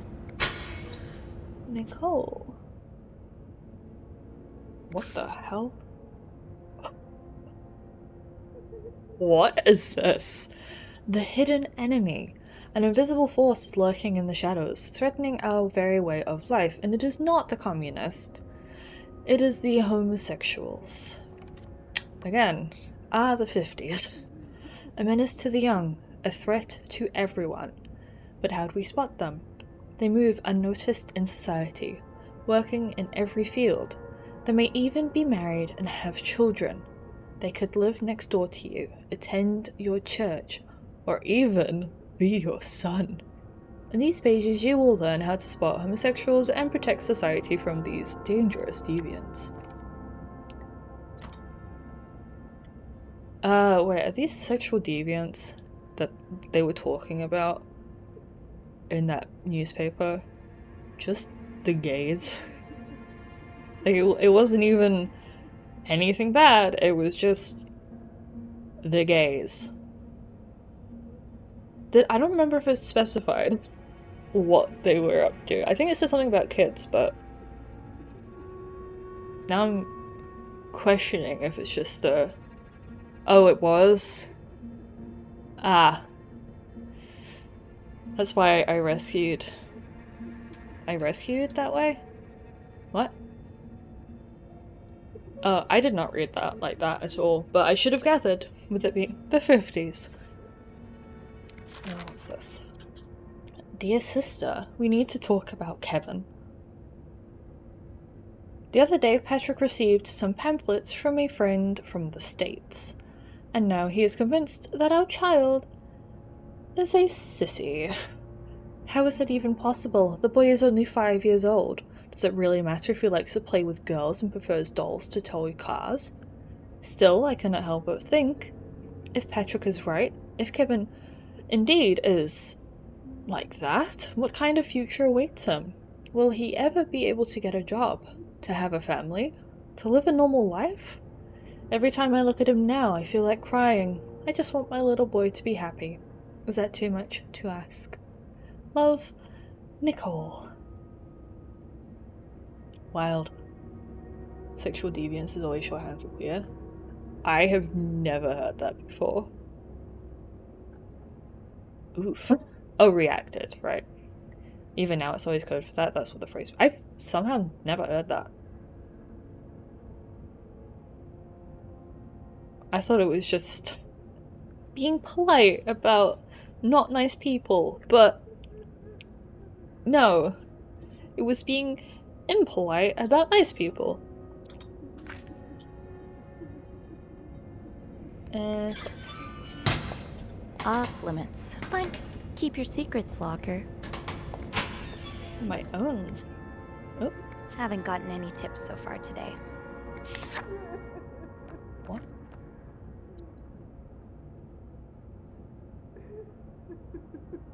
Ariadna's legacy? Who's Ariadna? Being recognized for doing a good job. That feeling never gets old. Sophie, I've noticed a real improvement in the quality of your work lately. I've heard a few guests saying how clean their rooms are after you go through them. Who knows, maybe you'll manage to steal the Employee of the Month reward from Wendy. Linda. Huh. It's locked. Open sesame? Nope, no luck. I can turn this tap on. Perfect. Shall we see who's in here? What is it? Wendy? It's Sophie. Are you alright? Do I sound alright? No, I guess not. Just leave me alone. I don't want to talk. I want to talk. I was in the break room earlier, and, I couldn't help but overhear your argument with Jacques. I'm sorry he let Linda get to his head. He should be trusting you, not her. Yeah, well... I know I wouldn't be your first pick, but I'm here if you need to talk. Maybe later. I just can't talk about it. I can't talk about it right now. I'm sorry I was rude. It's okay. Sophie? Yeah? Thank you. Well, little Wendy.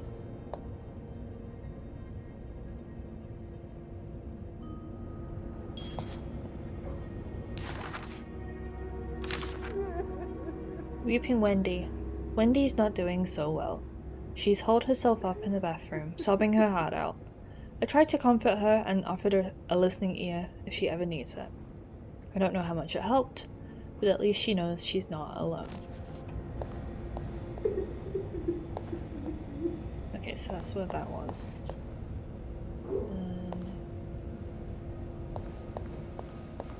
Anything in the laundry room? Rebecca's had her hands full lately. I hope she's doing okay in there.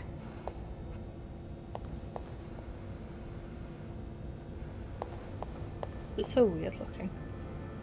Right, the master key only unlocks the guests' rooms. I'll have to get my keys later. At least I can get into 509 now. Okay.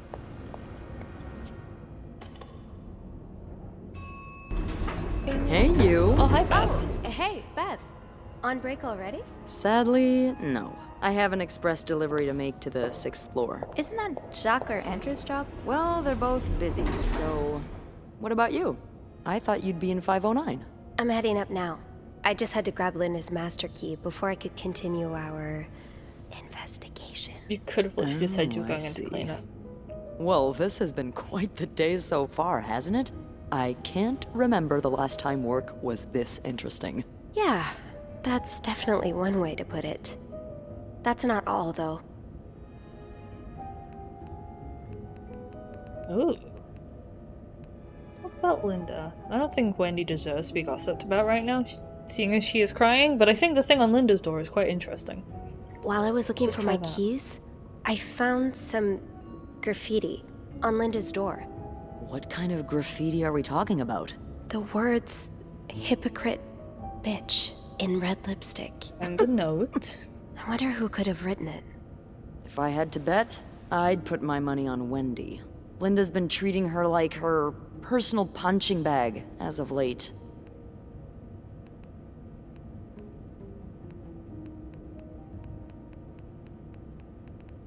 I'm not going with that one. That one's true. Don't know how I feel about that. Probably should go with that one, but I'm not gonna. We'll go with Linda's being too harsh. Yeah, Linda's been pretty bad to Wendy.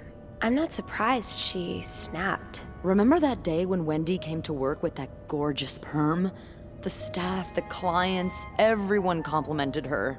Then Linda came along and sent her right back home to straighten it out because her cosmetic choices were distracting the clientele. Ugh. I'm not trying to excuse her behavior, but I think Linda's under a lot of pressure right now. It can't be easy, managing so many people with Bernard breathing down your neck. You know, I don't know how you do it, Sophie. Maybe it's because my empathy only goes so far, but I admire that you're able to feel for just about anyone.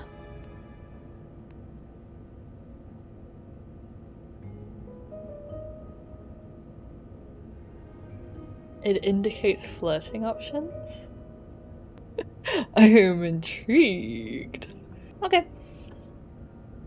I like We'll to put see. myself in other people's shoes, especially if they're people I find fascinating. You're already Like you. including crime, I guess. Wow. The way you turned that compliment right back around at me was masterful. Well, this was a lovely chat, but I better see if Eugene is around maintenance. Hopefully he can help me find this thing for our esteemed guest. Yeah, we've both got a lot on our plates today. I can't wait to find out more about our friends H&M. Take care. You too. I know it's anti-gay, but it's still not something that Lisa present. I don't know. I don't know what the 50s were like.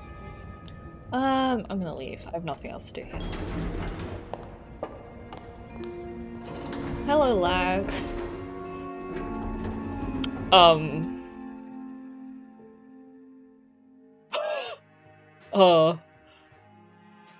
Any day now would be great.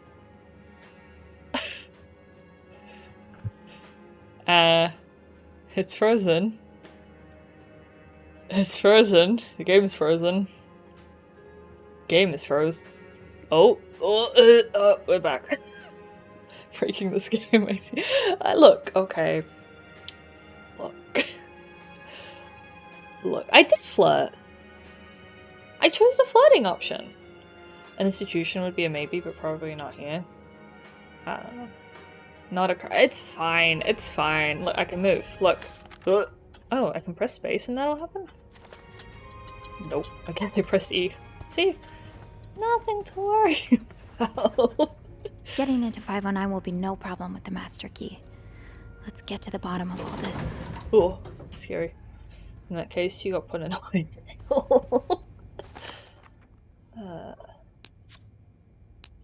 Beth and I agree that the graffiti left on Linda's door, hypocrite bitch, was most likely Wendy's doing.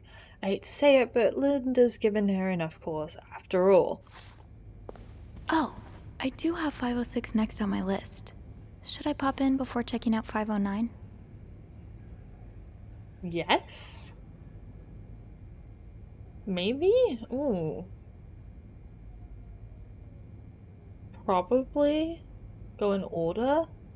I'm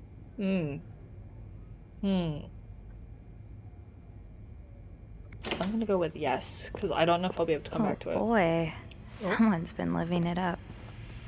Oh. Alrighty. What am I gonna find on the bed? Why is the toilet do not disturb? Well, now I have to know. What the hell have you done to the toilet? Sorry for the mess. Oh my god, okay. Hey, it's the same thing I was reading. What the hell?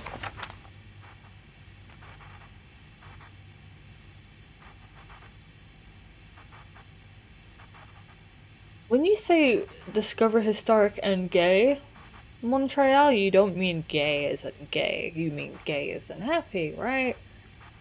This is the 50s. I have to remember that. Happy, yeah. I like the little faces they have drawn. Did he really just scold us for talking? These Montreal cab drivers, I swear. I know. I thought he'd appreciate us trying to make conversation. Thank God for good old-fashioned pen and paper at least. Yeah, it takes me back. At least Sister Gabrielle isn't here to confiscate them anymore. So like I was saying, are you ready for your week-long bridal shower, Mrs. Hubert? Stop it, Simone. I'm not Mrs. until we walk down the aisle. And this week is for thinking about anything but that. That's right. We're making the most of this week before I lose you to the jaws of married life. I would never. I won't be another Andrea, I promise. Leanne, he's going to kick us out if you keep making me laugh. The Montreal Tourism Association. I don't think that's important, that part. So this is two women who are friends, yes? Unless. Okay. I don't like leaving the door open. That just makes me uncomfortable, so I'm gonna close that, and then I'm gonna do my cleaning.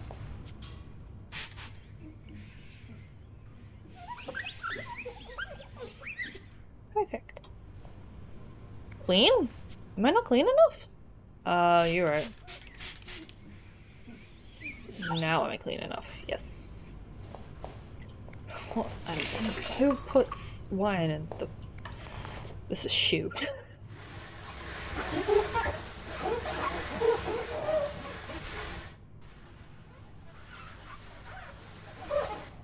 Perfect. Could this be the shoe from the chocolate fountain? I can't wait to tell Andrew. That's not mine to throw away.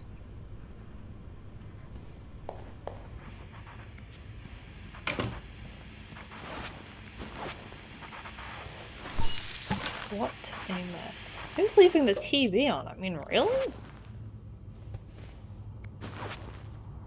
Caution, wet floor. Oops. Cleaning simulator, it kind of is. Not exactly a cherished gift. If you just left it behind like this. This Valentine's Day, I'm on the hunt. And I'm not going home without a prize. Dear my beloved Leanne, much as I would have loved to spend this Valentine's Day with the woman who's about to become my Mrs. Hubert, I'll happily make do with a lifetime of Valentine's Days awaiting us. Enjoy your week in Montreal. I'll be eagerly awaiting your return and the start of our new life together. Love, Gregory. P.S. Don't let Simone rope you into anything crazy.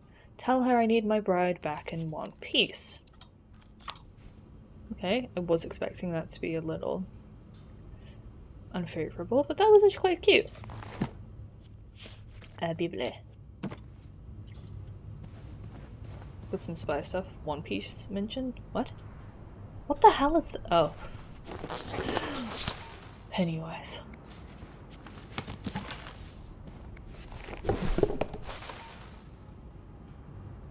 I think this is clean. Should I be able to pick this thing up? I don't want to throw it away. That's a bit sad. Oh well.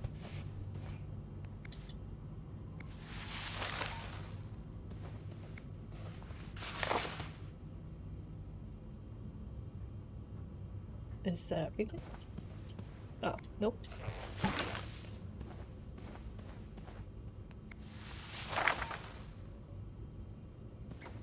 Maybe I should throw this away. This probably shouldn't be in here. Presuming these women have left this room. Oh wait, can I uncrooked? Uncrooked, can I? I can! Ah, yes, it's the little details. Should the TV be here? It feels like a really strange place for a TV. Ooh, I can open the drawers. Oh my god, I can open the drawers. Oh god. Why can't I open the drawers?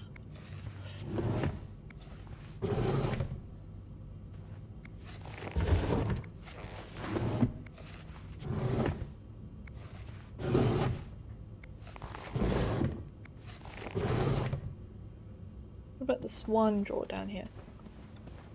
I can. Okay. And I think we're fine.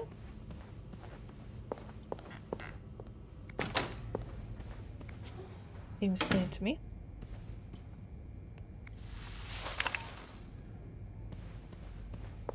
I'm not sure if I am supposed to throw away that yo-yo, but I don't... Oh, I'm throwing these away. I don't know what good leaving the yo-yo that would be. Huh.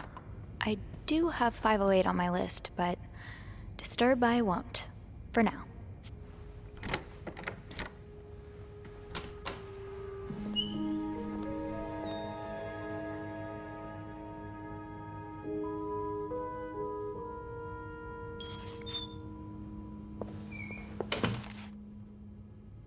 The Sweet Life from Room 509 is one of our suites, and Marcella and Hector Cruz have certainly made it feel quite lived in. There's a lot to look through, so I'd better get started. The answers I'm looking for might not be readily apparent, but when in doubt, clean. I'm sure something will come up. My first step should be to tidy up a bit. Searching a clean room is easier than searching a messy one. Looks like someone had quite the shopping spree. More work for poor Rebecca. Hang in there, Reb. One tuxedo, one pair of pants, 2 shirts, and a tie.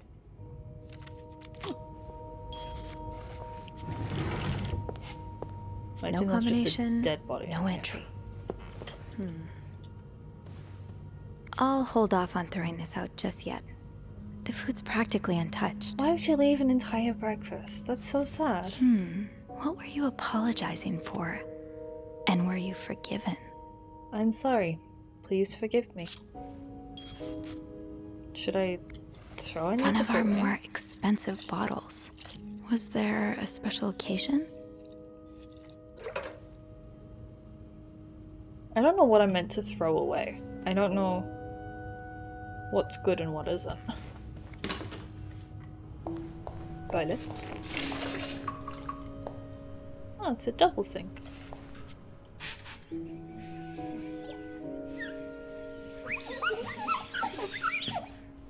Perfect. Oh, and no. These are lovely. I wish you'd had more confidence in yourself. I still love you as much as I did on the day I met you. I will always remember the first time I saw you in that beautiful blue-red dress on the... It seems like only yesterday when I first... 10 years ago I promised I would always love you, and today I vow pledge again what I pledged 10 years ago. Everything changed the day you came into my life. I hope it will change again when a new member enters our fam. I hope we can soon expand our family with a... You know how important family is to me. Gotta go to sleep, enjoy the game. Thank you! I hope you have a nice sleep. Thank you for popping by, Shane. We will be finishing soon. I think after I inspect this room I'm gonna end. But yeah, thank you for popping by and I hope you have a lovely sleep.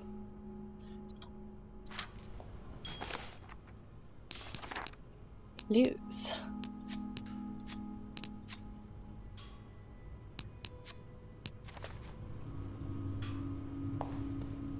gonna be a very short sleep. Uh-oh.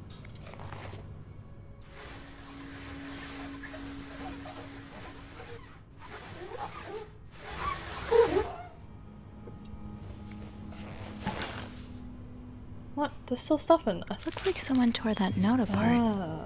But I'm missing some pieces. I can't make out what's written.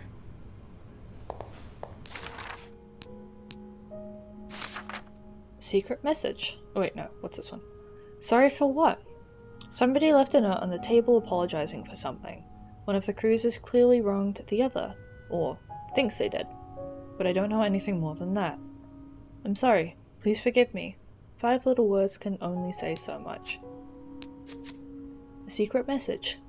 Lo and behold, a little bit of cleaning up later, and I stumbled upon something curious. A message of some kind, torn up and discarded. If this first piece was discarded so carelessly, then I might have a chance of finding the others. Let's close that. Oh wait, am I meant to get the towels? I am. Ooh, have I been missing those in rooms? That's not good.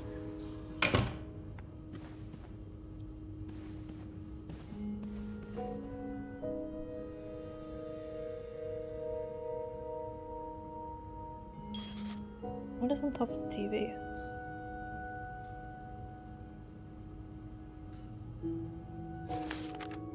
Sleeping solo. One half of the cruiser seems to have made their own sleeping arrangements on the room's couch.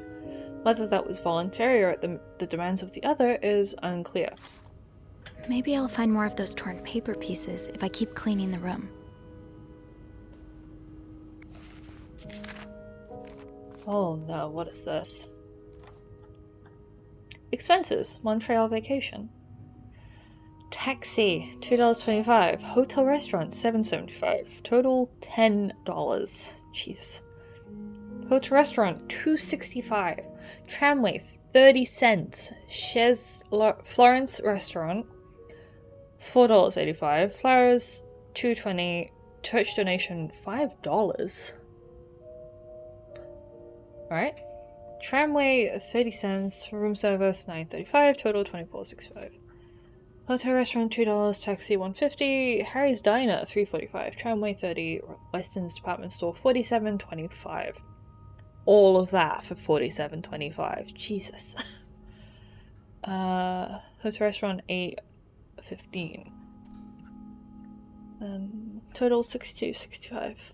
Hotel restaurant, $2.50. Taxi, $1.10. Beaver Lounge, $4.95. Is Beaver Lounge, you know?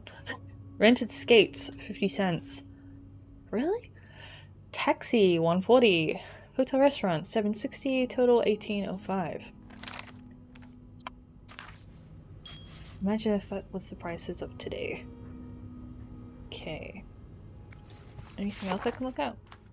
Okay, it's the same book that the other people had, but I guess it's not anything of importance. Can't look in there, so that's nothing.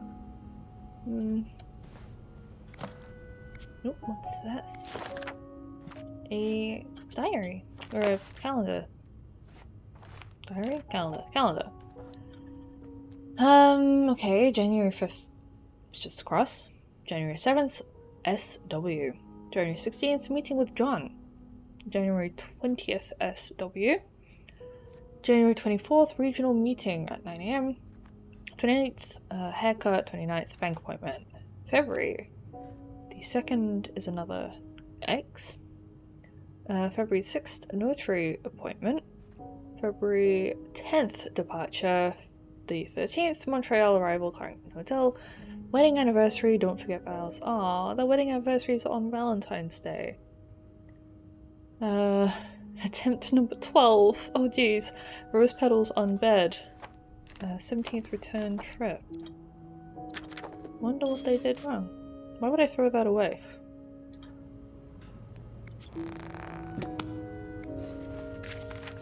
This person looking for you back in Texas, was he really just a co-worker? Days. Dear son, I cannot believe you decided to renew your vows so far away from the family. Your father and I are very disappointed, and so are your sisters. Montreal, what a strange destination. I would not be surprised if this was another one of your wife's ideas. I met Luciana in town yesterday. She has 5 children, 3 boys, 2 girls, and is pregnant with her 6th. That is 6'2", Manny man. Juan has just bought them that nice house on the corner of Prado and Ramos. Imagine if you had married her like you were supposed to. You would have your own family by now. Yesterday I also drove by your home to get the mail. As I was leaving, I met a man who was looking for you. I think he is one of your colleagues from work, but I am not sure. I told him you were in Montreal and would be back next week. When do you come back, exactly? I hope you can be there for your uncle's birthday party on Friday. I will make your favorite cake. Your mother. You can do.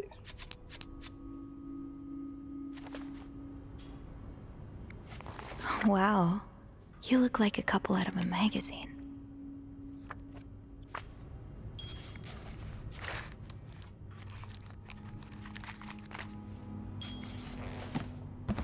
Can I not clean this up? Someone's been sleeping here. I should leave it as it is. Wait, where's the bed? Through there?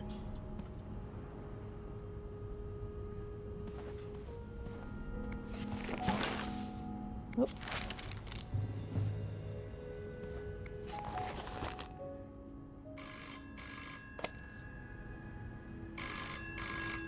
Why answer it? Hello?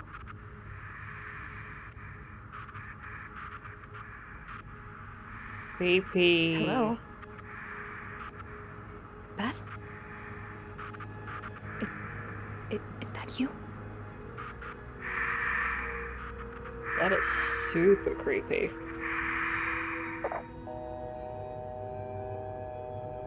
Hate everything about that. Hate that. Oh, Beth, see what the hell that could have been? Clarington Hotel reception desk. Beth? Sophie? Did you just call me? No, I didn't. Then who called? What do you mean, who called?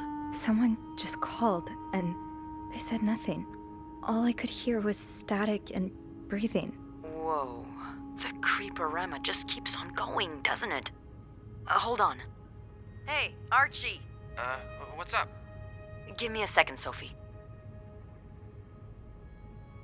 Okay, so turns out Archie here patched a call through to 509 moments ago. How you doing?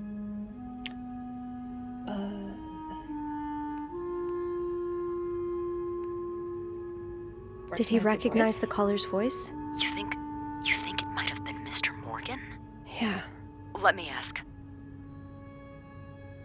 Okay, so it was a man's voice, but he can't be sure if it was our creep.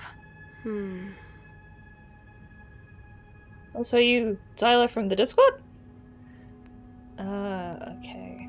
Did he notice anything else? He says he heard a faint bell in the background. Did It he? sounded like the elevator's bell, so he assumed the caller was one of our clients. You didn't see Mr. Morgan come back to the hotel, did you? No. I understand why you're creeped out, but I don't see how he could possibly know you're in 509. I didn't say a word to anyone. Well, he's obviously taking you pictures of us, so... Can you ask Andrew not to patch any calls here for a while? Trust me, I will. Thanks. I haven't had time to check all of 509 yet, so I better get back to it. Oh, before you go, I have some more info for you. I was going over the details of our little mystery when I remembered something about this morning. What is it? I saw Mrs. Cruz rush out of the hotel, all by her lonesome, not too long after Mr. Morgan knocked over that vase in the lobby. Really? Do you know what time it was exactly? I think Mr. Morgan left around 10, so I'm guessing between then and 10:05? What? I remember hearing a loud noise on the 5th floor right around that time. Like a door slamming really hard. Do you think it was her? Maybe. Did you notice anything weird about her? You mean, other than the fact that she was walking straight into a snowstorm? Yeah. Well, I've only ever seen her with her husband. It seemed unusual that she'd be leaving alone. But now that I think about it, maybe she was sneaking out. Or following Mr. Morgan. Yeah. Hopefully I can make sense of all of this. I'm sure you will. Call me as soon as you find something. Okay. Thanks for the info. Interesting, interesting. What are we thinking? I'm presuming Mr. Morgan is gay. That seems to be how it's kind of making it out to seem.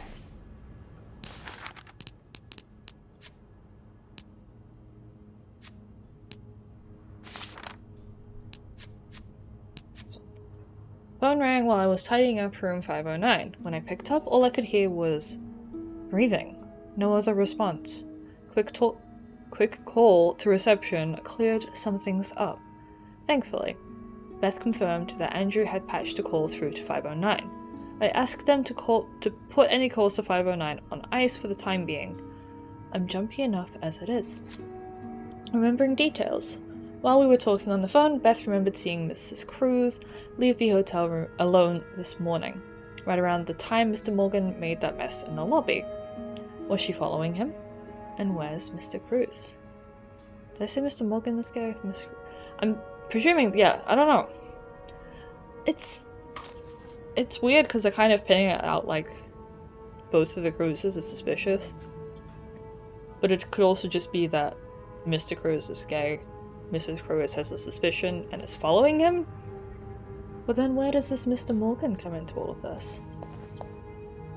What is this? Oh, my hand just went right through that. He's an insurance agent. Alrighty.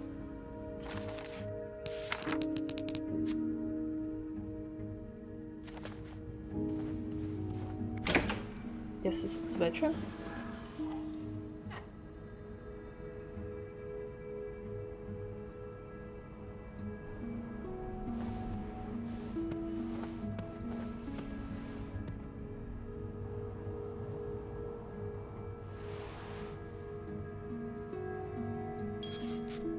Well, that's a combination on it, so I don't think I'm going to be able to get in there. Mrs. Cruz got her personal information stolen.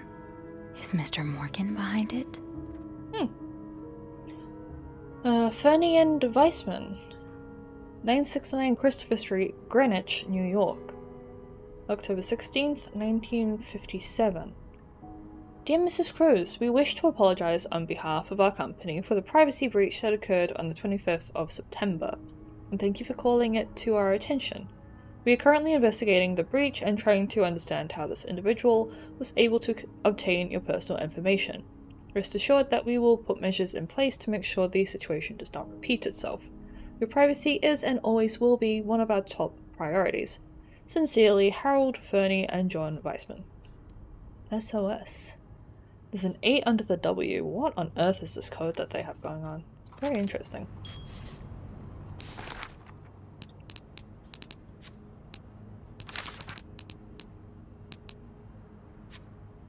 Ooh, alright. Hector Cruz. Hector Cruz, or to Mr. Morgan's shorthand, H. The other Cruz and the husband of Marcella. They splurged on a suite, but I know not to assume that's the sign of a happy marriage, especially when someone's made up a couch bed in the living room. The tension in their room is palpable. Hector works in insurance pack in Texas. He must have taken some time off for his trip to Montreal. Hector's mother is definitely the pushy type, judging by a letter she sent. Seems like the Cruzes are in town so that they can renew their vows, and from the looks of it, Hector's mother really wants them to hurry up and give her grandchildren. I'm suddenly grateful that Mom was never so pushy with me. She also mentions that someone's been looking for Hector. Maybe I'm just being a hammer looking for a nail, but could that have something to do with Mr. Morgan and his stalking? Oh, he's not gay. It's just Mr. Morgan looking for him. I'm just trying to make this game gay, aren't I? I really am. I'm just like, yes, life is strange. God damn it. Marcella Cruz. The M in Mr. Morgan's journal. one half of a couple staying in one of our suites. There are more than a few hints in their room that this isn't exactly the second honeymoon of her dreams. She's clearly caught up in something. Okay. I'm on the case. The Cruisers have some kind of case on their bed, but not the kind I usually see. It's smaller, perfectly square, and can only be opened with a 4-letter code. Hundreds of possibilities, and I don't even know where to start. Cruise? No, that's too simple, I'm sure. A letter is sticking out the case, addressed to Mrs. Cruise and signed by Fernie and Weissman. Apparently she suffered a breach of privacy recently. Okay. Nothing in the door.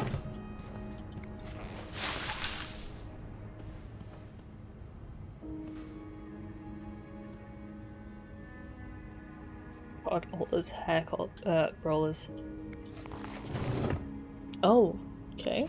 Someone who actually uses the drawers in the hotel. If you go to a hotel, do you actually use the drawers and the coat hangers and everything, or do you just keep it in your suitcase? Because I just keep it in my suitcase. That is a bra. Bra on the floor. What are you doing?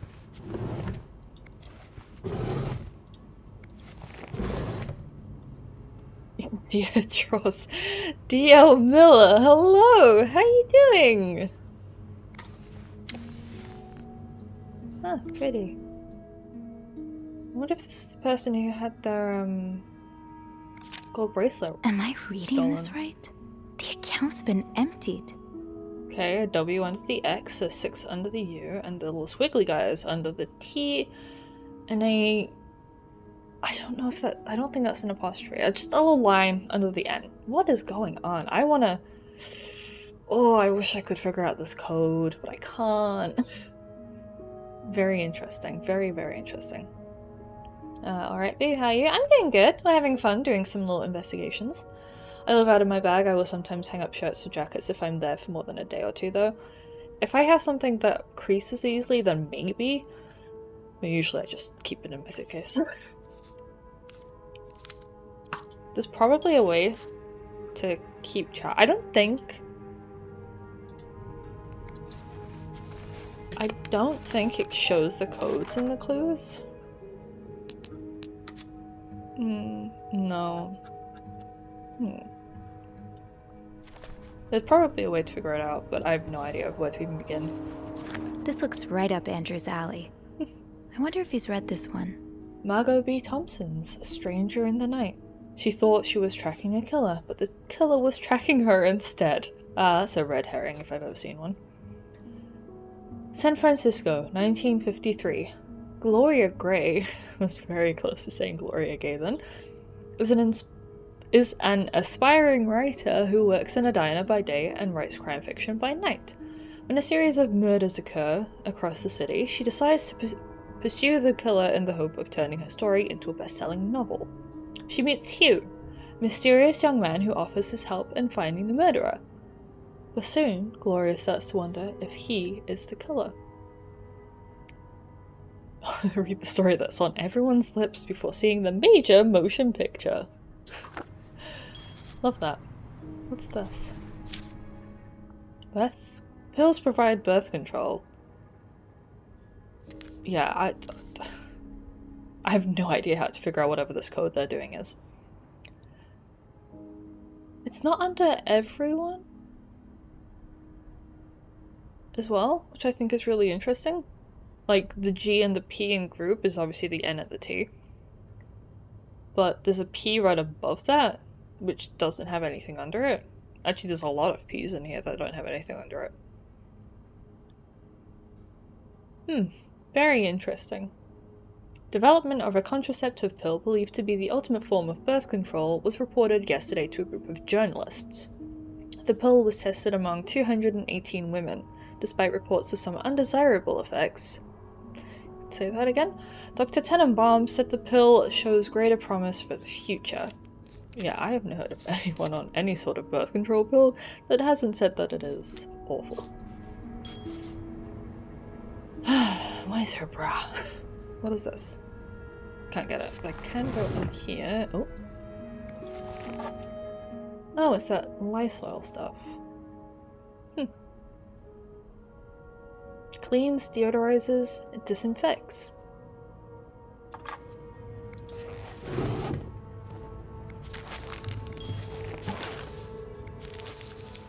This should be all of the pieces of the note, I guess.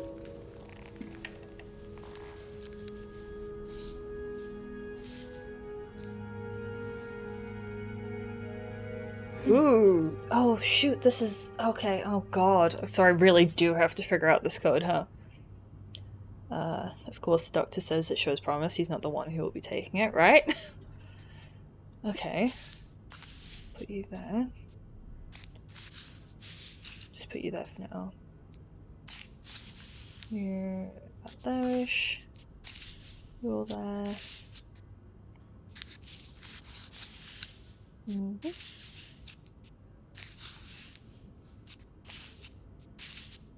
Hey.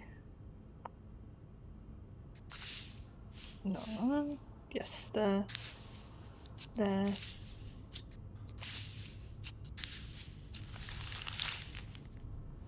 Okay. It's some kind of code. Could I break it? I can't remember what the notes were in the other one. I should have probably taken a picture of that, but I didn't. I didn't take a picture of it. They solved the torn note puzzle. Okay, great.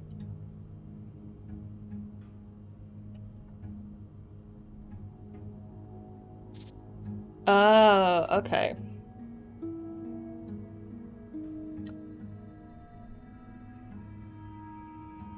Shoot, I can't remember what the ones in the other room were. Did anyone by any chance take any note? Because I sure as hell did not. Oops, didn't mean to pause. How do I leave? Okay, so what? There was something on this one. So W is 8. I don't get the SOS in the bottom. Does that mean 5 is 0 and equals is S? Let me take a picture, because I don't have the best memory in the world. So I should probably take a picture instead. Ah, the joys of modern technology. See, poor Sophie here would have had to remember that. I am not Sophie, I do not have to remember it. Oh, I didn't even make the bed. Imagine if I left without making the bed. There we go. Was the thing in here? What was this? Yes, there was one in there. I am taking pictures. I'm not a cheat. This is helping. No one said that this isn't allowed. I'm zooming in on you guys. Nothing on the back. So if you had access to paper and pencil, she's good. Oh yeah, you're right. Taking another picture. And that's fine. Oh, stop pressing escape! Ugh. Oh, we should probably close that. No. Close. Thank you. Wait, what's that? Oh, that's a mirror again. I don't think there was anything else to read. So let's see what I can do with this. Right, do we have a 4? I think we do? Oh, we do not. Oops. Okay, we have an 8. 8 is W, so you're a W. A W. 5 is 0. You're an S. Next one. T is squiggly boy over here.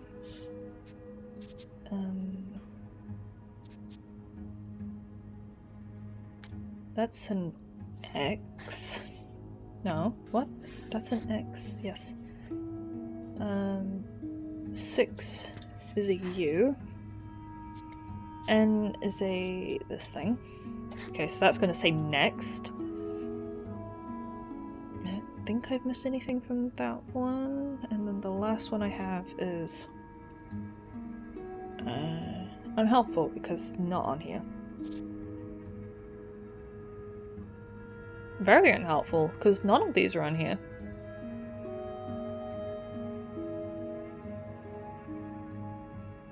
Weird.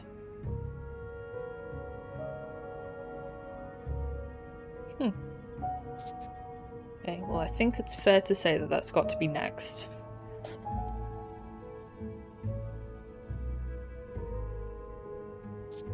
That's gonna be an H. That's gonna be an that's gonna be an M. It's probably your something next to your room. Vent? Don't know what this is. Is 4 not W? No, 4 can't be W. Then why do I have 4 as a W?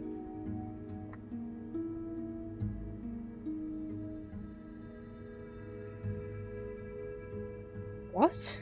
Oh, 8 is W. So I don't have 4.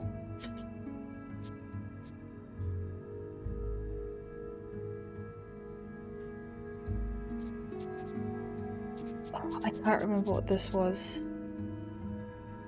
Probably L. So this has to be an I. So that's an L. That's gonna be. I will leave notes in the vent next to your room. Why am I calling? Why would I call?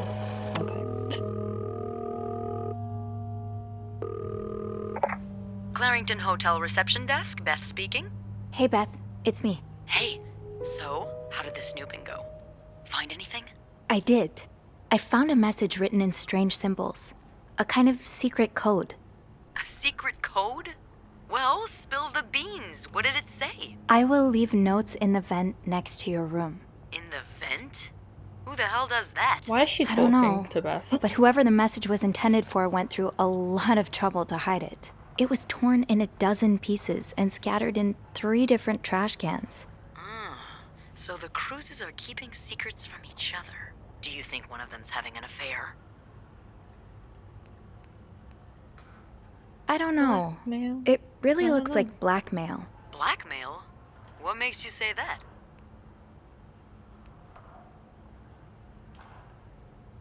I found a bank statement belonging to Mrs. Cruz. Her account was emptied very recently.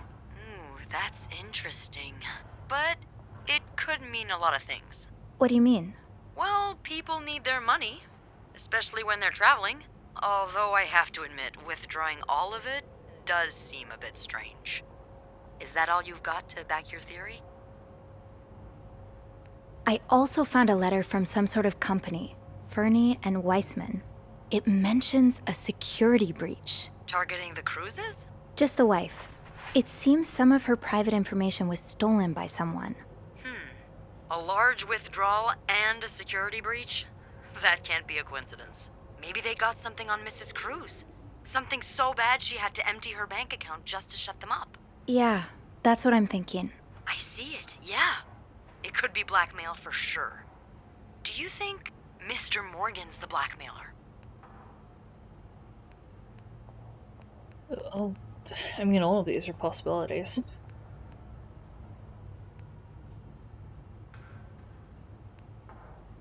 Oh, maybe he's the one who called here before. Yeah. He could have been calling to ask for more money or something. I'll go have a look at the vent that's mentioned in the message, just to be sure we're on the right track. Yeah, good idea, Bean. I'm about to go on break, so if you need my help Call me again, Bean. just ask Andrew to patch you through to the break room. All right. Enjoy your break. Oh, I will. Would there have been much in the way of, like, obviously not bugging a call because technology and stuff, but like, someone could have tapped into that call, right? It feels just so strange to me that she's like, I'm just gonna call Beth, I'm just gonna tell her all of my secrets, none of it even slightly implied, I'm just gonna say it in full, as obviously as I can. The message said next to your room, so it has to be a vent in the corridor. Should I do anything about this? Should I just leave it?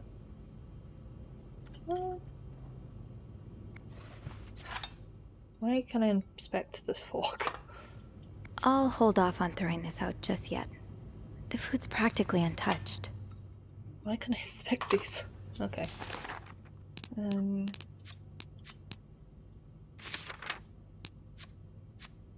Oh geez.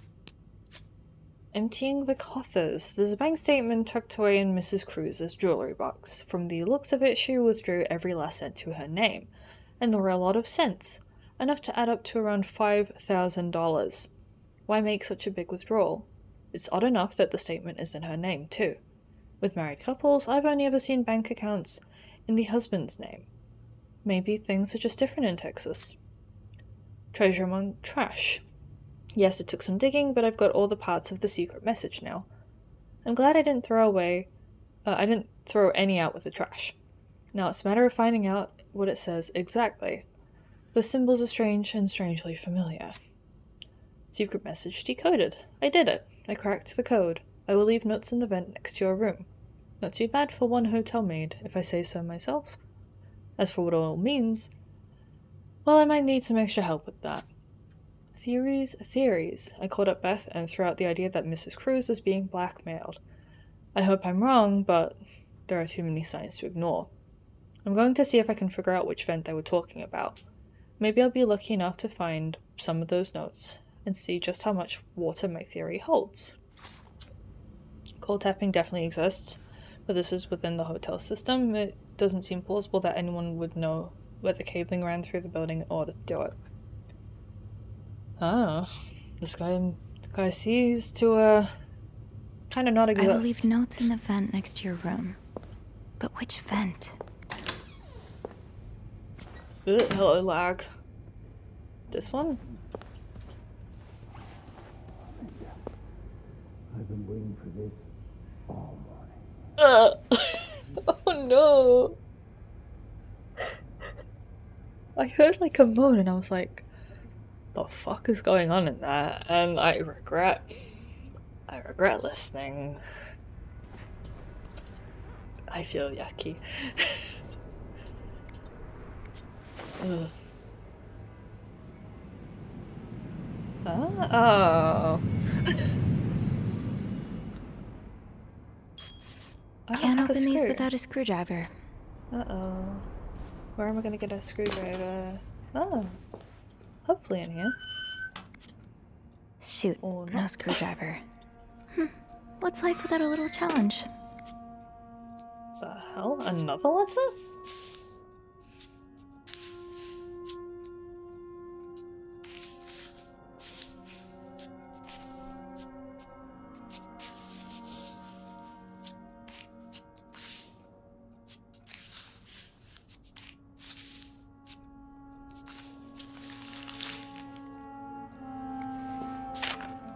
Highest priority, huh?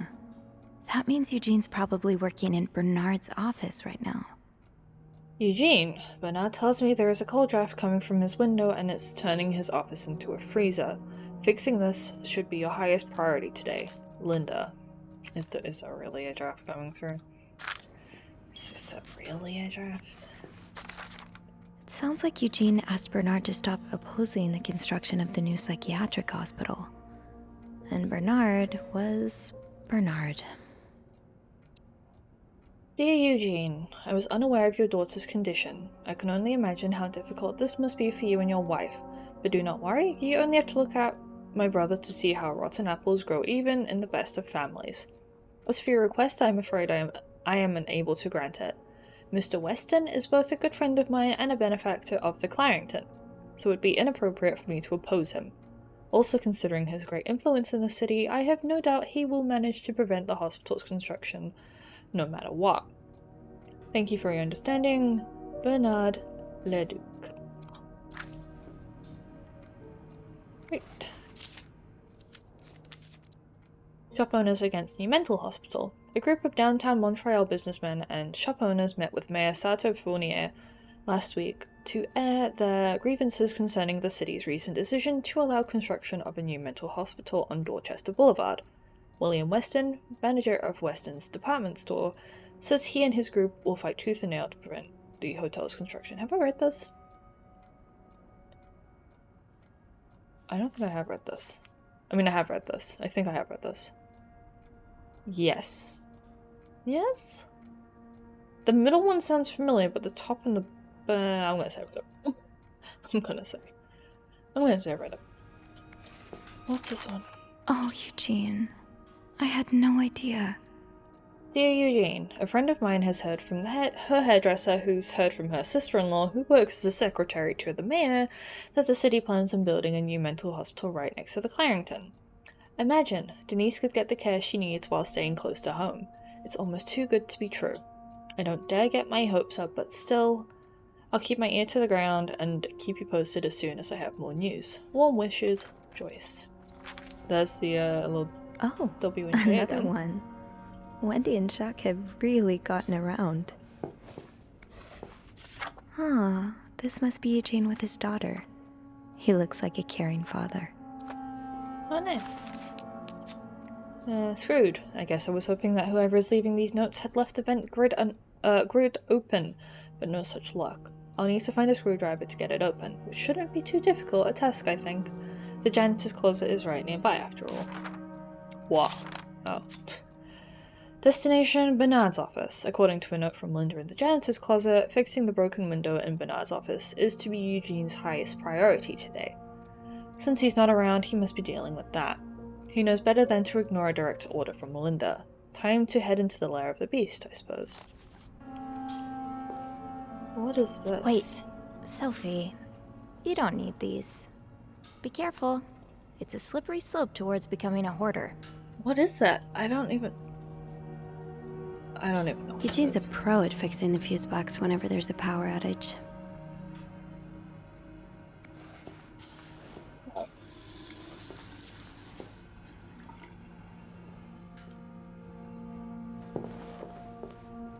Okay, so that should be everything in here.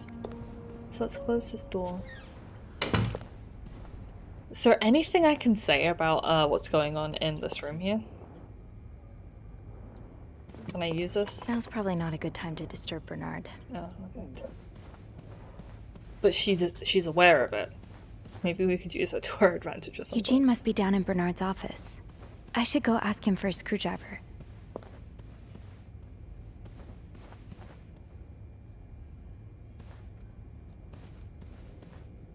Maybe I shouldn't wander around with my pockets full. Oh, damn it. Is there anything I can put down? Forgot about the towel. There you go.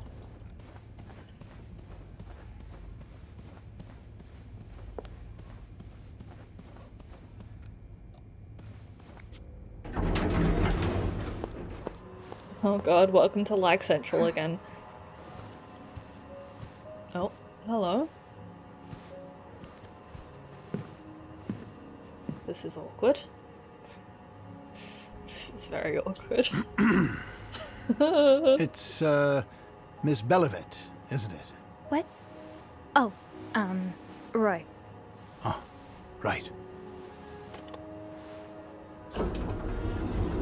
This is awkward. You're the one who took last week off, aren't you? You had to, take care of your sister, I think? Mother. My mother. She's very sick.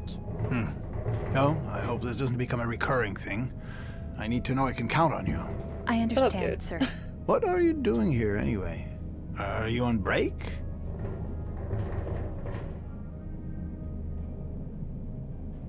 Ooh. Do we lie or do we tell the truth?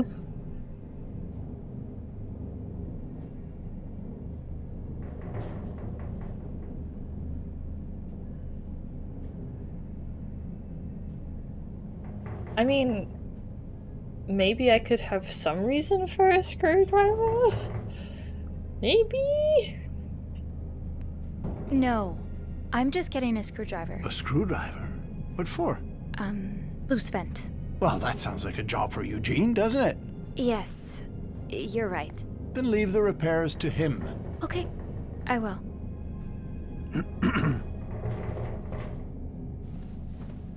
Alright.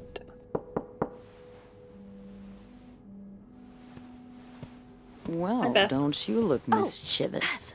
Hey, Bean. If you're planning to give Bernard a good scare, sign me up. No, I'm looking for a screwdriver. For the vent. Linda asked Eugene to fix Bernard's window. Oh, I see. Eugene? Is he dead? Oh, that's a bit concerning. Hell? You'd better go and take a look. Why me? I'll stand guard by the elevator and make some noise if I see Bernard coming. Okay, thanks. I'll be quick.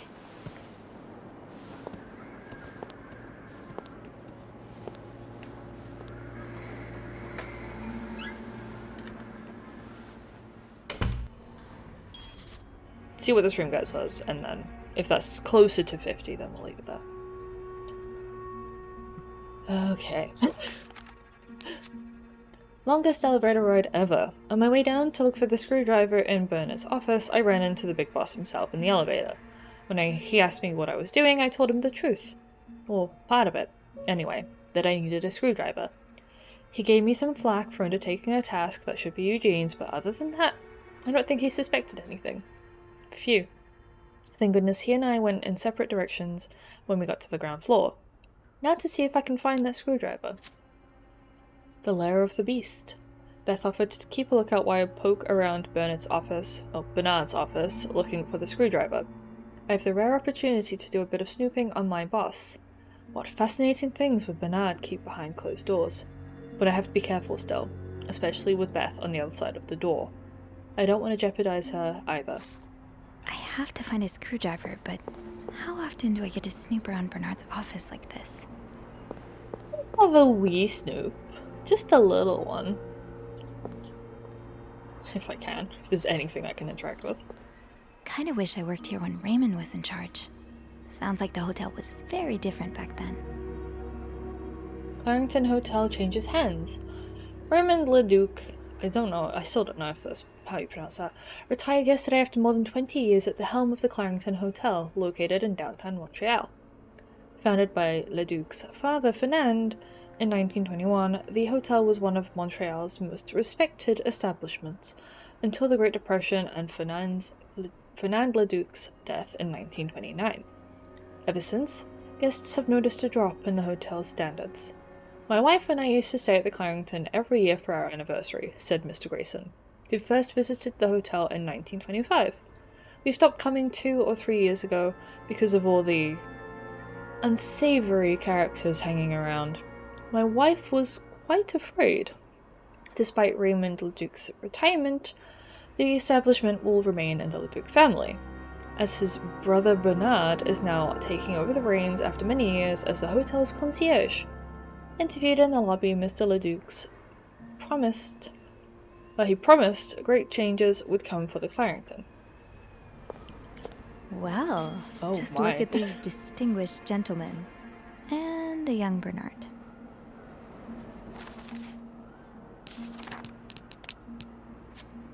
Raymond Leduc is Bernard's brother. Before Bernard ran the Clarendon, the hotel was in Raymond's hands.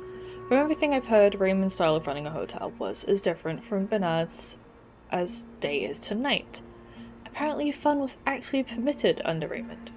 Beth told me about the time a family from Greece was staying at the Clarendon, and the stubborn matriarch of the family rejected everything from the restaurant's menu. Raymond came in, and without knowing a lick of Greek, talked things over. Next thing they knew, the entire family was somehow in the kitchen, shoulder to shoulder with our cooking staff, cooking up a whole new menu under the matriarch's instruction. Raymond was in there too, sleeves rolled up, chopping cabbage and rolling meatballs. By the end of the night, everyone was eating dolmades and keftids, singing songs from Greece and laughing together. It sounds like something from a different reality altogether.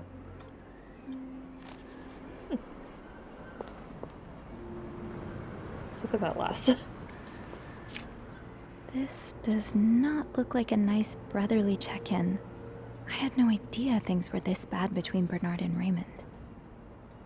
Dear brother, I thank you for your invaluable input, but need I remind you the terms of our agreement? I did my part. I got you out of jail, and have ensured that news of your deviant ways would not leak. Oh, so the brother's gay. Now I expect you to keep your side of the bargain and stay out of my way. You are not in charge of the hotel anymore. I have worked relentlessly these past few years to return the Clarendon to its former glory.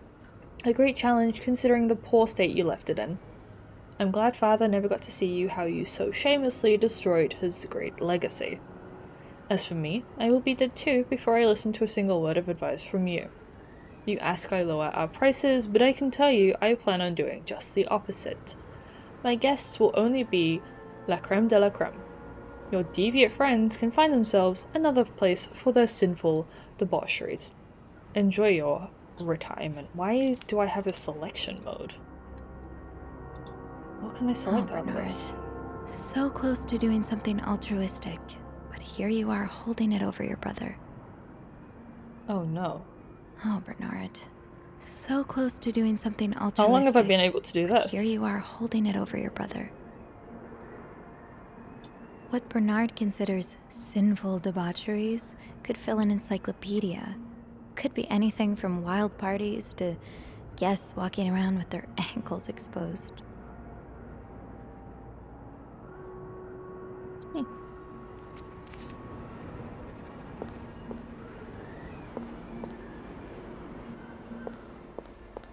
Doesn't seem to be a lot of interest in here. Ooh, I can open drawers though. Oh, what have we got? What have we got? Check on room 602. Ask Eugene to fix radiator. Call Weston's office. Apologize to Mr. and Mrs. Drake for Valentine's Ball mishap. What? Speak with contractor about cost overruns. Call Weston's office again. Decide winner for Employee of the Month reward.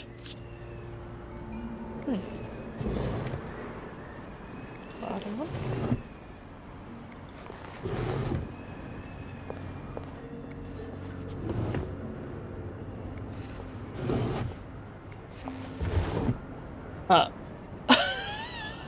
Ew.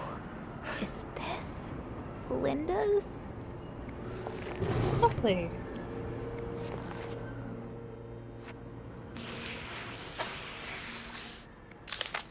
Opposing something that could help so many people just because it's close to your hotel?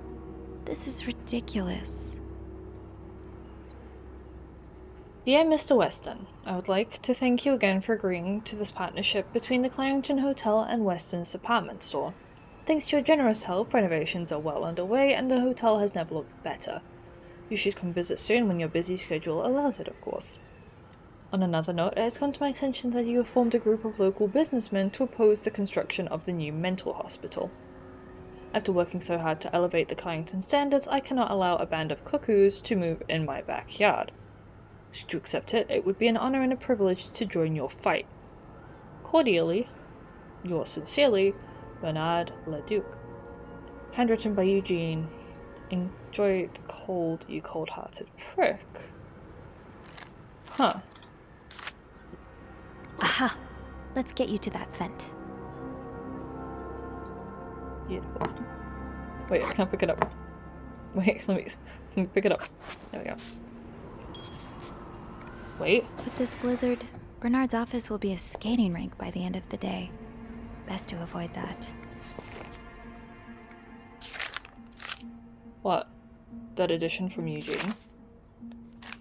Yes.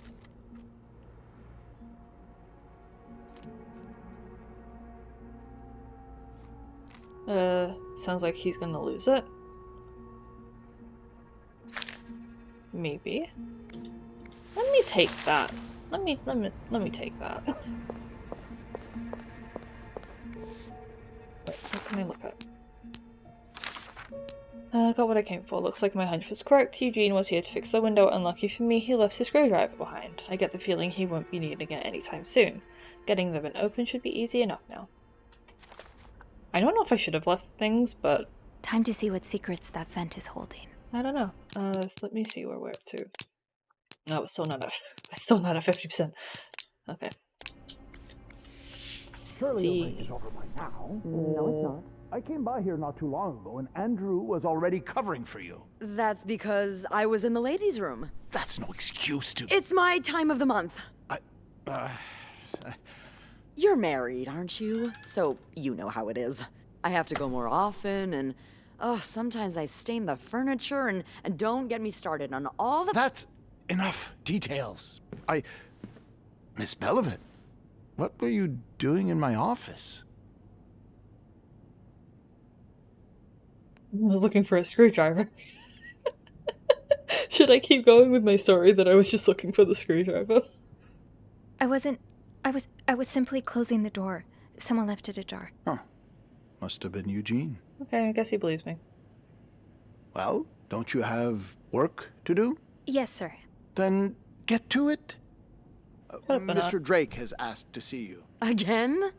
God, he just can't get enough of me, can he? Just indulge him. Apologize one more time for Friday's mishap. Do whatever needs to be done. We cannot afford to lose such loyal guests. Okay, fine.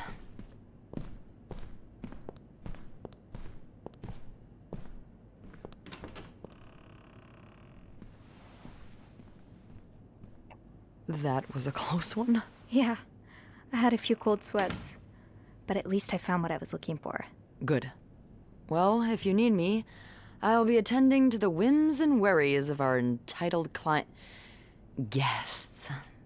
Don't be a stranger. Ooh, she winked at me. She winked at me. I'll be able to open the vent upstairs now.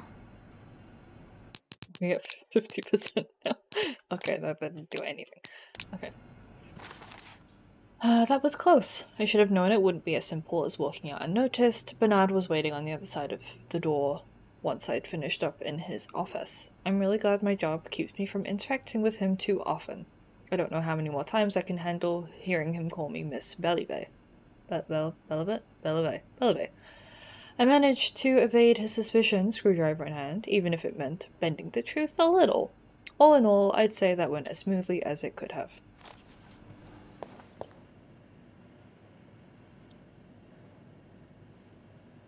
This way. Yes, there it is.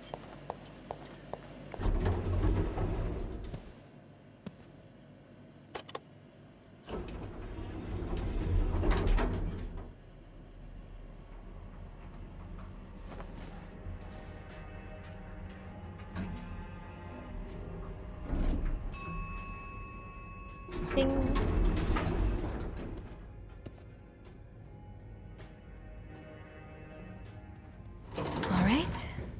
Open the vent. Lag. Oh my god, why is it being so laggy right now?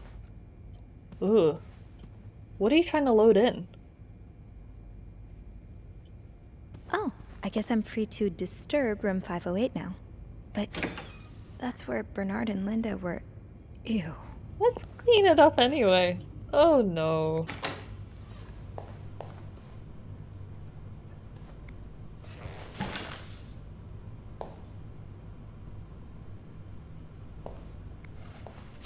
Really? This again? Go away.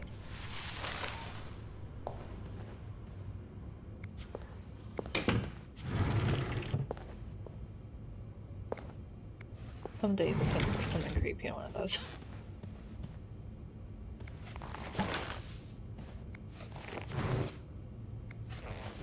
I wonder how thorough I'm supposed to be, like if I'm meant to, go in all of these drawers.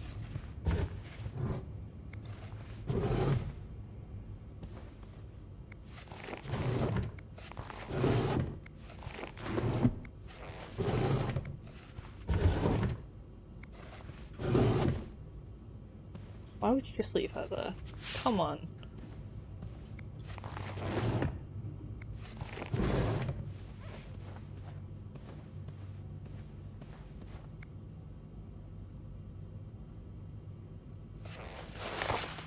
I don't wanna know. Can I open the curtains? Can I open the goddamn windows? It probably stinks in here.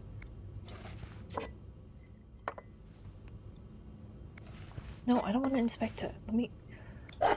Thank you.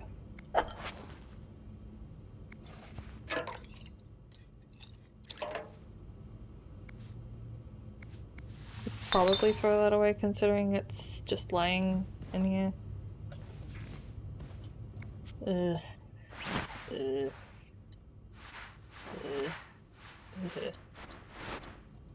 Remember when opening hotel windows was a thing? Right? Wait, why would you have a painting that has a skull in the center of it in a hotel? Okay, that's fine.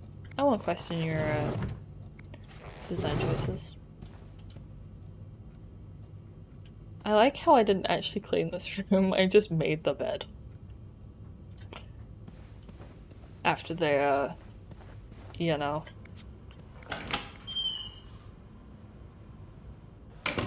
Why didn't you close? Ah.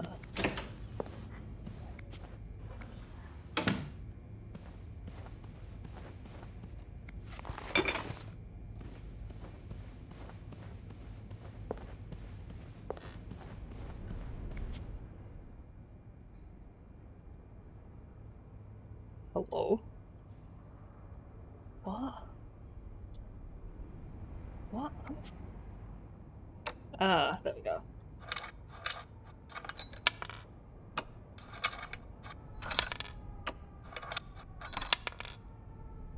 I don't know why I can't get this one.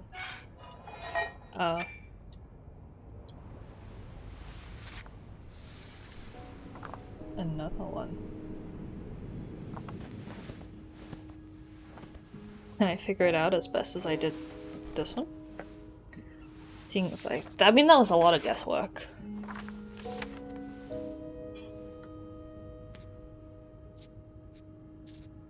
Okay. Why doesn't it have them filled in already? Huh? Why? So that's an L. Line M. This is gonna say meet me.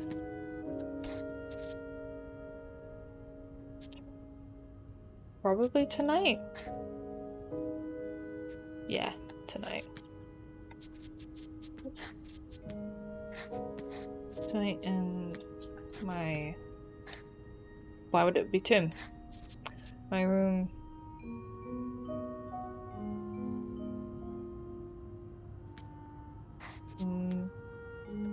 Michael will be... So these brackets were on the other thing that I had. So I know that those ones were right. Will be...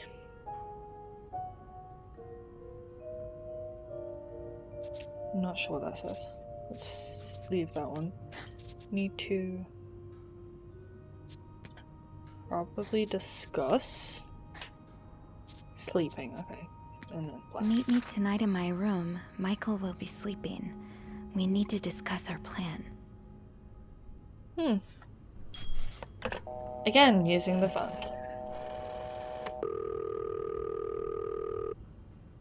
Clarington Hotel reception desk, Beth speaking. It's me. Oh, hello, Bean. Anything new to report? Why am I Bean? I found another message written in secret code. What does it say? Meet me tonight in my room. Michael will be sleeping. We need to discuss our plan. Michael? Who's that? Another husband? I don't know. It's the first time I'm hearing of a Michael in this story. Let me check the logbook.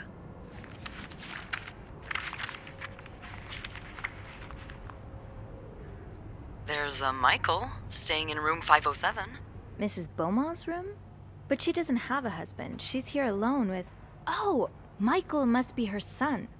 I got him some extra blankets the other day so he could build a fort. Could Marcella... Yes? No, never mind. So, what's next?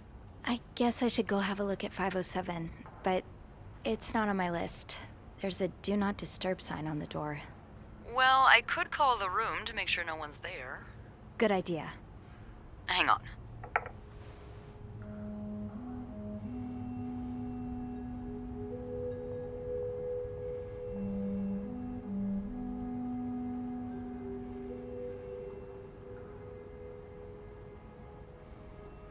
What is up with these weird floaty things? Do you guys see the floaty You things? got the all clear, Bean. Head on over. Thanks, Beth. I'll call you back.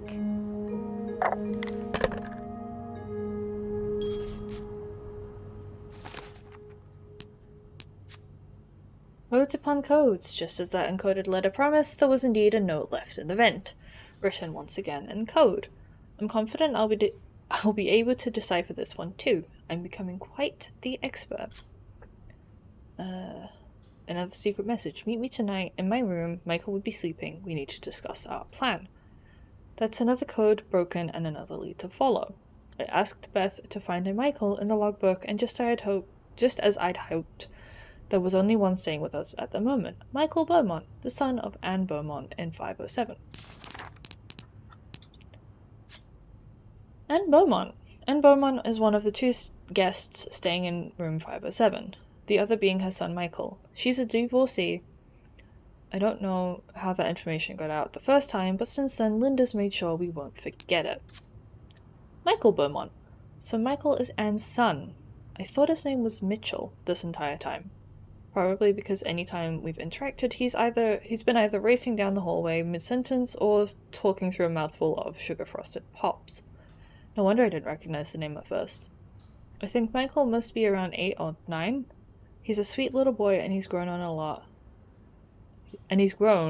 of the mates here. Since we've been seeing him for around a month now, I think a lot of us will be sad to see him go. His mom asked me for extra blankets once so that he could build a blanket fort. I'm glad he's been enjoying his stay at the Clarington. Staying at hotels when you're a kid must be such an adventure. Looks like I'm headed to room 507. Just checking. Oops, didn't want to load. No, 52%! I'm gonna do another save though. Okay. Now we will leave it here. That's a much better place to end it, in my opinion. So we will leave it there about halfway through the game. So, yeah, I'm having a lot of fun. I'm really enjoying this game. Very interesting, very interesting. Let me know your theories, if you have any. This also goes out to people watching this later on YouTube.